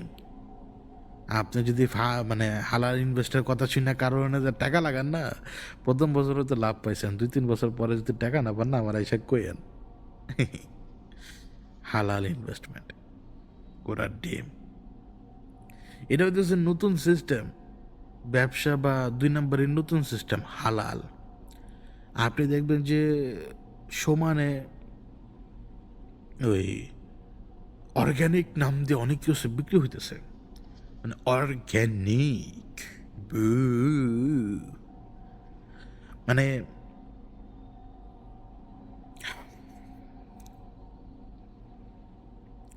দুনিয়াতে হায়াত মত নামে একটা জিনিস আছে, 1। 2 নম্বর জিনিস হতেছে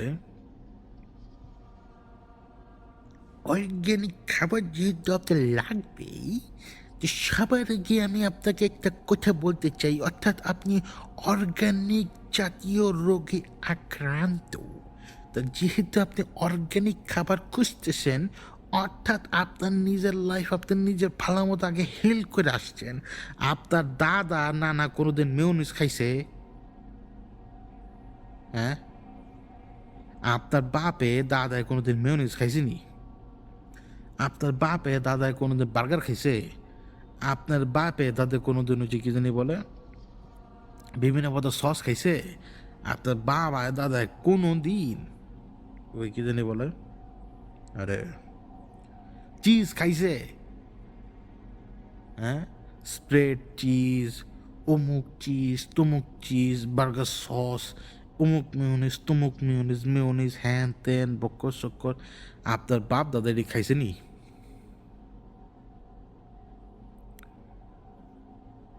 কিসের অর্গানিক খুঁজেন ভাই?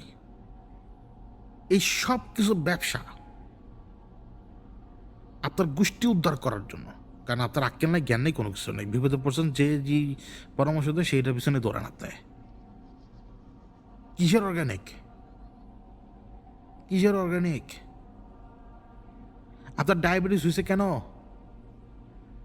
কেন ডায়াবেটিস হয়েছে আপনার? ডায়াবেটিস হয় না? হয়তো দুনিয়াতে মানুষ মরবে, কোনো না কোনো রিজনে মানুষ মরবে। মানুষ সারা জীবন বাইচে থাকার জন্য দুনিয়াতে আসে নাই। এক, দুই নম্বর জিনিস, আমার বাপ দাদা সারাদিন কষ্ট করছে, আর আমি এই যে এনে বইয়া থেকে মাইকে কথা কইতেছি, আমি কি কষ্টটা করলাম? খালি আমার মুখ চলতেছে আর আমার মাথা চলতেছে। আমার কদ্দুর কষ্ট হইল? মানসিক কষ্ট? ও হো, মানসিক কষ্ট, অনেক কষ্ট করলাম ভাই। আমার লাগে গ্রিল আর নান রুটি লয়াও কেউ। অনেক অনেক কষ্ট করছি। মানে ঘোড়ার ডিমটা করছে বসে থেকে, বুঝছেন? এই যে আমি ঘোড়ার ডিমটা করলাম, কিসের কষ্ট করছেন আপনি? সারাটা দিন অফিসে কাজ করতেছেন, আপনার নাই কোনো মুভমেন্ট। তো আপনি যদি ভাত খান তাহলে তো ডায়াবেটিস হবে, কারণ মুভমেন্ট নাই। বডি ওই এনার্জি নষ্ট করতে পারতেছে না, তো এনার্জি স্টোর হওয়া শুরু হয়ে গেছে। স্টোর হয়ে গেলে তো সমস্যা দেখা দিবেই। আবার যে অতিরিক্ত চিকন, তার তো আবার আরেক ভেজাল। তা তো আর টাইপ 2 হবে না, টাইপ 1 ডায়াবেটিস হবে। ওটা কি ডাক্তারে বলে আপনারে? ডাক্তারে তো কয় না, ডাক্তার তো লিখে দেয় ডায়াবেটিস হয়েছে। তো উনি ডিসাইড করে যে কোন ওষুধটা খাবে, ট্যাবলেট খেবো মানে অর্থাৎ টাইপ 2, নাকি ইনসুলিন নেওয়া লাগবে টাইপ 1। উনি না ডিসাইড করে। উনি যদি প্রথমে কয় ইনসুলিন নেওয়া লাগবে, তাহলে বুঝলেন যে টাইপ 1 হয়েছে। আরে ধরো, আমি মনে হয় গোলায় ফেলাইছি টাইপ 1 টাইপ 2। মানে একটা হইতেছে খাবারের কারণে, আরেকটা হইতেছে অরিজিনালি ওই মানে ইনসুলিন প্রোডাকশন হয় না কিছু কিছু মানুষের, তাদের ইনসুলিনের দরকার। তো ওইটা 90% তো খাওয়ার কারণেই। তা খাইবেন বার্গার, খাইবেন কাচ্চি বিরিয়ানি। ওই বেটা ওই, তোমার গোষ্ঠীর মধ্যে মানে আমারে গালি দেওয়া লাভ নাই। আমি আমি কিন্তু ওই যে এখন যেটা খাবো সেটা হইতেছে টাকা কম না, বালা মানুষ আমি। আচ্ছা কয়ে দিই, গরু মাংস দিয়ে ভাত খাও, যাই হোক। তো আপনি আমরা বলতে পারেন যে আমি এই টাইমে ভাত খাবো কেন? কারণ আমি সারাদিনে খাই না, এই অড টাইমে এসে আমি খাই, এটা আমার অভ্যাস। তো এখন না আমার দাদা খাইছে কাচ্চি, না আমার দাদা খাইছে অমুক, আমার দাদা মারা, আমার দাদা মামা অমুক তমুক, এরা সারা দিন কাচ্চি খায় নাই, এরা সারা দিন খাবার খায় নাই। এরা কাচ্চি হয়তো খাইছে মাসে একবার, বছরে 2-3 বার। আপনি আমার বলুন তো, আপনি এক সপ্তাহ কয়বার কাচ্চি খাইছেন?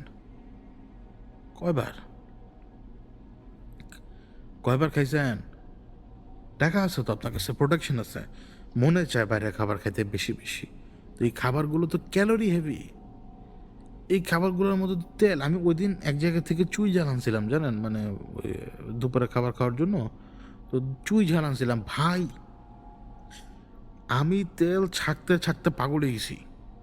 কারণ আমি তেল খেতে পারি না কোনো মতে, না কোনো খাবারের সাথে আমি তেল দিলে মানে ওই তেলওয়ালা ঝোল আমি খেতে পারি না, পারি না। তো আমি ওই সিস্টেম করি ওই ঝোল সরানোর। ভাই তেল কারে কয়?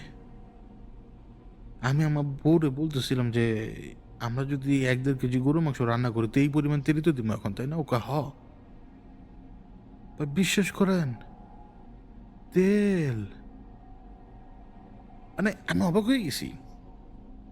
এখন চারপাশে খাওয়া দাওয়া বেশি, আমাদের সামনে খাবারগুলো অ্যাক্সেস বেড়ে গেছে বেশি। আমরা টেস্টের জন্য খাই বা ফুলফিল করার জন্য খাই। আপনি খান, কিন্তু খরচ হইতেছে না তো, খরচ না হয়তো বিপদের কারণ। আপনার ইঞ্জিনের ভিতরে আপনার তেল ঠাইসা ঢুকাইছেন, এখন হয়তো ইঞ্জিনের মধ্যে একটু স্পেস দরকার তেলের মুভমেন্টের জন্য, আর তেলটা ওই জায়গায় ওই স্পেসটা যদি থাকে অন্য কোনো কারণে হয়তো ইঞ্জিনের জন্য ভালো। আর একেবারে মুখ গলা পর্যন্ত ভরে দিয়ে লাগাই দিছেন, ওই জায়গাতে তো কোনো স্পেসই নাই, যে কোনো সময় একটা ঘটনা করতে পারে, তাই না? ফুয়েল ক্যাপটা বাস হয়ে ফুয়েল বাইরে আসতে পারে, বা একটা প্রেশার ক্রিয়েট হতে পারে, বিস্ফোরণ হতে পারে, বিভিন্ন কিছু। তখন আপনি নিজের এই শরীর কমানোর জন্য দৌড়াবেন অর্গানিকের পিছনে, অথচ আপনি কি ঘোড়ার ডিম খাইতেছিলেন এতদিন? হুম, এটা সত্যি কথা। যে তেলটা, এই যে সিড অয়েল, এগুলো আমাদের জন্য অত্যন্ত ক্ষতিকারক, অত্যন্ত ক্ষতিকারক। মানে সিড অয়েল এত ভয়ঙ্কর আপনি কল্পনা করতে পারবেন না। এই সিড অয়েলটা কিন্তু খুব সহজে নষ্ট হয় না। এটা আবিষ্কার হওয়ার পর থেকে কিন্তু মানুষের ক্ষতি হওয়া শুরু হয়ে গেছে, কারণ এটা সবচেয়ে সহজলভ্য। কিন্তু আপনি অরিজিনাল ফ্যাট যেটা, সেটা আপনি ব্যবহার করা বন্ধ করে দিয়েছেন। আগে মানুষ দুধ খাইতো, দুধের উপরে শর্টটা একটু জাল দিলে ঘি হয়ে যেত, সেই ঘি দেওয়া মাংস রান্না করা হতো, তরকারি রান্না করা হতো। আমরা ওই সরিষার তেল ব্যবহার করতাম। এই দুইটা জিনিস, এই যে অথেন্টিক জিনিসগুলো, এগুলো কিন্তু আমরা ব্যবহার করি না। আপনি আজকে যদি সয়াবিন তেল বাদ দিয়ে যদি সরিষার তেল দিয়ে তরকারি রান্না করে খাওয়া শুরু করেন, আপনি দেখবেন যে খাবারের টেস্ট একটু অন্যরকম, কেমন জানি দেশি দেশি লাগে, কেমন জানি মনে হয় যেটা অথেন্টিক বাংলাদেশের গ্রামের খাবার, ওই টেস্টটা দিবে। তেল অবশ্যই খাবারের টেস্টের একটা চেঞ্জ আনে, কেমিক্যাল রিয়াকশনের থ্রুতে খাবারের চেঞ্জ আনে, অবশ্যই আনে। তেল, ঘি, এই সমস্ত জিনিস, এগুলো ভালো জিনিস, কিন্তু অর্গানিক বলতে দুনিয়াতে কোনো কিছু নাই। গরুরা ঘাস খাওয়াবেন, ওই ঘাস অর্গানিক হইতে হইব? গরু এই হইতেছে আপনারা ঠকানোর মতো বেস্ট ব্যবসা। কালকে যদি আমি আমি আপনাকে যদি কই, শোনেন, কালকে যদি আমি আপনাকে কই যে ভাই, যদি প্রত্যেক প্রত্যেক রাইতে ফিস ফিস করে কই, হ্যাঁ, কাছাকাছি এসে শোনেন শোনেন, মানে পেটাতার বলতেছি, পেটি করে কইতাছি না তো, মনে করেন যে যদি প্রত্যেকদিন রাইতে 2-3 চামচ করে যদি মধু খাইতে পারেন, তাহলে আপনি পেটা থেকে সিংহ হয়ে যাবেন, বুঝছেন নি? তা আপনি যদি পেটা থেকে সিংহ হয়ে যান, তাহলে ওটা আপনার লেগে ভালো না। তা আমি আপনারা কইলাম, শোনেন, বিশ্বাস করেন, প্রত্যেক রাইতে যদি আপনি 2-3 চামচ মধু খান, তাহলে সিংহ হয়ে যাবেন, সিংহ, পেটা থেকে সিংহ। তা আপনি আমার এই কথা বিশ্বাস করবেন? কিন্তু করবেন না? করবেন? কিন্তু এটা মিথ্যা কথা। আপনার কাছে জ্ঞান নাই দেখে আপনি যে কোনো কথা বিশ্বাস করতেছেন। ও তারপরে এই আরেকটু অবাক হয়ে গেলাম এক ডাক্তারের পোস্ট দেখা। উনি পিসিওএস নিয়ে কথা বলতেছিল। উনি যে সমস্ত কারণ দেখাইছে পিসিওএস যে এই সমস্ত কারণে মেয়েদের হয়, আমি ওনারে চ্যালেঞ্জ করতে পারবো। আমি অশিক্ষিত মূর্খ, কিন্তু আমি ওনারে চ্যালেঞ্জ করতে পারবো এখনকার মেয়েদের পিসিওএস কেন হয়। উনি যে সমস্ত কারণ লেগছে ওই সমস্ত কারণে না। প্রত্যেকটা মানুষের লাইফে স্ট্রেস চলে আসছে। আজকে থেকে 50 বছর আগে চলে যান তো আপনি, আপনার মা যখন পয়দা হয়েছে, ওই হিসেবে আপনার মার বয়স এখন 50। আপনার মা যখন পয়দা হয়েছে, আপনার মা যেই ঘরে পয়দা হয়েছে, অর্থাৎ আপনার নানির ঘরে পয়দা হয়েছে, সে নানির সন্তান না, সে আপনার নানির সন্তান। তো আপনার নানির যখন বিয়ে হয়েছে, সেই বিয়ের সময় আপনার নানিরাই কিন্তু চিন্তা করতে হয় নাই তার জামাইকে প্রত্যেক মাসে বাসা ভাড়া দিতে হবে, তার জামাইরে প্রত্যেক মাসে ওই কি জানি পোলাবেনের স্কুলের খরচ দিতে হবে, তার জামাইরে প্রত্যেক মাসে ওই বাজার করতে হবে, তার উপর হইতেছে তার সন্তানদেরকে স্কুলে নিয়ে যাওয়া লাগবো, তার জামাই টেক কেয়ার করা লাগবো, কাপড় ধুইতে হবো, এটা করতে হবে, এটা করতে হবে। এই সমস্ত চিন্তা তারা করতে হয় নাই। সে আর সবার সাথে, পরিবারের সবার সাথে মিলা যে কাজগুলো পরিবার করছে সেই কাজই করছে। তার না ছিল টাকার টেনশন, না ছিল কোনো কিছুর টেনশন, না ছিল স্কুলে নিয়ে যাওয়ার টেনশন, না ছিল ঘুম থেকে উঠা দৌড়ঝাঁপের টেনশন, না ছিল তার কর্মযোগ্য জীবন, কোনো কিছু ছিল না, কিচ্ছু ছিল না। এই জন্য তারা সুস্থ ছিল। তাদের পিসিওএস হয় নাই। এখন আমাকে বলেন তো কোন মাইয়াটা স্ক্রিন মানে মোবাইল ফোনের স্ক্রিন ছাড়া আছে? বিয়া করা বেডি, বিয়া সারা বেডি, বিয়া করা মাইয়া, বিয়া সারা মাইয়া, কে স্ক্রিন ছাড়া আছে? কে স্ট্রেসের ভেতরে নাই? কে মানসিক চাপের ভেতরে নাই? আমার মতো একটা দামড়া যদি সারাটা দিন আজগুবি জিনিস নিয়ে, মানুষের হিসেবে আজগুবি, ওই জিনিস নিয়ে যদি পাগল হয়ে থাকে, তো জেনুইন জিনিস নিয়ে পাগল হয়ে থাকা মানুষের কি দুনিয়াতে অভাব আছে? তো এই লোকগুলো স্ট্রেসে থাকবে না তো কে স্ট্রেসে থাকবে? লাইফ থেকে স্ট্রেস আগে সরান। ব্যাটা আর বেটির মধ্যে কোনো শারীরিক সম্পর্ক দেখবেন যে হয় না। ব্যাটা হয়তো আরেকজনের প্রতি আকর্ষণ বোধ করে, বেটি আরেকজনের প্রতি আকর্ষণ বোধ করে। নিজেদের ভিতরে যে সমস্ত জিনিস তৈরি হচ্ছে, যে সমস্যা, এই সমস্ত জিনিসের মূল দায় দায়িত্ব হইতেছে মোবাইল ফোন। এই সমস্ত জিনিসের দায় দায়িত্ব হইতেছে যে আমরা শহর কেন্দ্রিক হয়ে যেতেছি, আমরা মোটর হয়ে যাচ্ছি, আমরা যান্ত্রিক হয়ে যাচ্ছি, আমাদের ভেতরে আর সেই মনুষ্যত্ব বলতে কোনো কিছু নাই, কিচ্ছু নাই। পিসিওএস হবে, হার্ট অ্যাটাক হবে, এইটা হবে, সেইটা হবে, এগুলো এমিনেন্ট, এগুলো হবেই, এগুলো হইতে হবেই। রিজন, আমাদের লাইফ আমরা ওইভাবেই চুজ করছি, ওইটা অন্য কেউ চুজ করে নাই। এই যে মেয়ের যে পিসিওএস, মানে পিসিওএস মেয়েদের যা দেখেন, পরীক্ষার চাপ, পড়াশোনার চাপ, নিজে 2-4-10টা রিলেশন মেনটেন করতেছে, মানে এভাবে বলতেছি না, অপমান হিসেবে নিয়েন না, 2-4-10টা রিলেশন বলতে এই যে প্রেম প্রীতি না, মা আছে, বাবা আছে, ভাই আছে, বোন আছে, অমুক আছে, তমুক আছে, এই রিলেশনগুলো মেনটেন করার কথা বলতেছি। এই 10-12টা রিলেশন মেনটেন করতে যাও মানসিক চাপের ভেতরে ভোগে, পড়াশোনার চাপ, তারপরে কি ভালো জায়গায় যা সংসার করতে পারবে কিনা, জামাই ভালো পড়বে কিনা, শ্বশুর শাশুড়ি ভালো পড়বে কিনা, শ্বশুর শাশুড়ি কেমন করবে, সব জায়গায় শুনি শ্বশুর শাশুড়ি জানি কেমন জানি করে, বউদের উপর অত্যাচার করে। এই যে সমস্ত মানসিক চাপগুলো, এই সমস্ত মানসিক চাপগুলো মেয়েদের ভিতরে চলে আসে। চলে আসার পর আপনি দেখবেন যে অটোমেটিক্যালি স্ক্যান করলে পিসিওএস ধরা পড়ে গেছে। এগুলো সব স্ট্রেস অর্থাৎ মানসিক চাপের বাই প্রোডাক্ট। আপনার নানি এত স্ট্রেসে কখনোই ছিল না যে পরিমাণ স্ট্রেসে আমরা আছি। আমরা আমরা এখন যে পরিমাণ স্ট্রেসে আছি, একটা ছেলে একটা মেয়ে স্ট্রেসের চাপে একদম পাগল হয়ে গেছে, এখন বুঝাইতে দেয় না।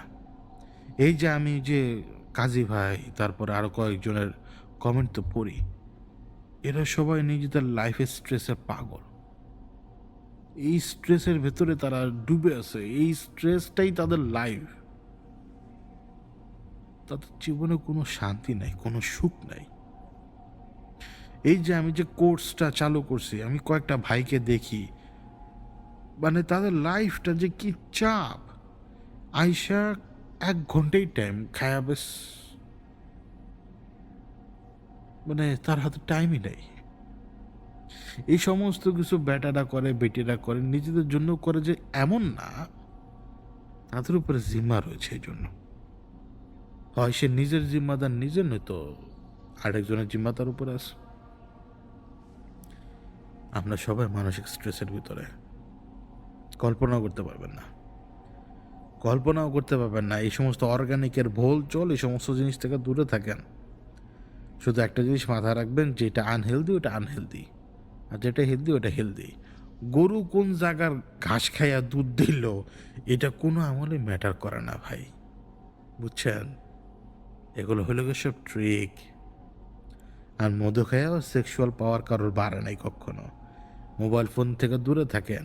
চোখগুলো শুকায় যেতেছে সবার, ইভেন আমার নিজের চোখই শুকায় গেছে।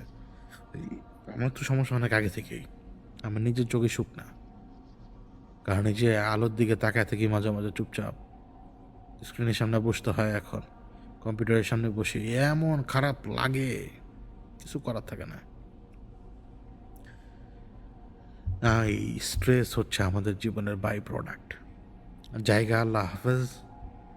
শুরুর দিকে ভালোই আসছিলাম, শেষের দিকে এই যে বেশ্যা টাইপের লোকগুলা, এরা আসলে আমার বিগড়ে দেয়, এবং এই বিগড়ানি শেষে যায় আমিও বিগড়ে উল্টাপাল্টা কথাবার্তা বলি। যাই হোক, এটা প্রলাপ, এটা হচ্ছে পাগলের প্রলাপ। এবং পাগল হিসেবেই ধরেন আমাকে, উন্মাদ হিসেবেই ধরেন। আর আপনি যদি আমার সাথে এগ্রি করেন, তাহলে আপনি উন্মাদ, আমি উন্মাদ, উন্মাদ উন্মাদ ভাই ভাই, ব্যাস। আর আপনার যদি মনে হয় যে আপনি সুস্থ মানুষ, এই প্ল্যাটফর্ম সুস্থ মানুষের লেখা না। এটা হচ্ছে পাগলের কারখানা। এই জায়গায় যতগুলো লোক পাবে সবটি মেন্টালি আনস্টেবল। যেই কয়টা লোক কমেন্টে লিখবে না যে ভাই কেমন আছেন, ভালো আছেন, এটা আছেন, ওইটা আছেন, সবগুলা মেন্টালি আনস্টেবল আমার মতো। এই জন্য এরা এখানে কমেন্ট করে। সুস্থ মানুষ এখানে কমেন্ট করবো না। যতগুলা মানুষ পাবেন কমেন্ট করতে, সবগুলো অসুস্থ মানুষ। বুঝলেন? এই অসুস্থদের মাঝখানে এসে কমেন্ট করেন না সুস্থ হিসেবে। আর অসুস্থ যারা আছেন না সবাই ধুমায়া কমেন্ট করেন, যেভাবে মন চায় সেইভাবে। যারা যেভাবে মন চায় সেভাবে বকা টকা দিন, কিন্তু গালিগালাজ করবেন না। গালিগালাজ করলে অটোমেটিক হেল্ডে চলে যাবে। ইউটিউব কিন্তু যে আমি কিওয়ার্ড সেট করে রাখছি, একেবারে হেল্ড করে দিবে, মানে চ্যানেলে এরপরে আবার কোনো কমেন্টই শো করবে না আপনার। তো গালিগালাজ বাদে অসুস্থ রোগীদের মতো কমেন্ট করিয়েন। আমি যাই, আল্লাহ হাফিজ।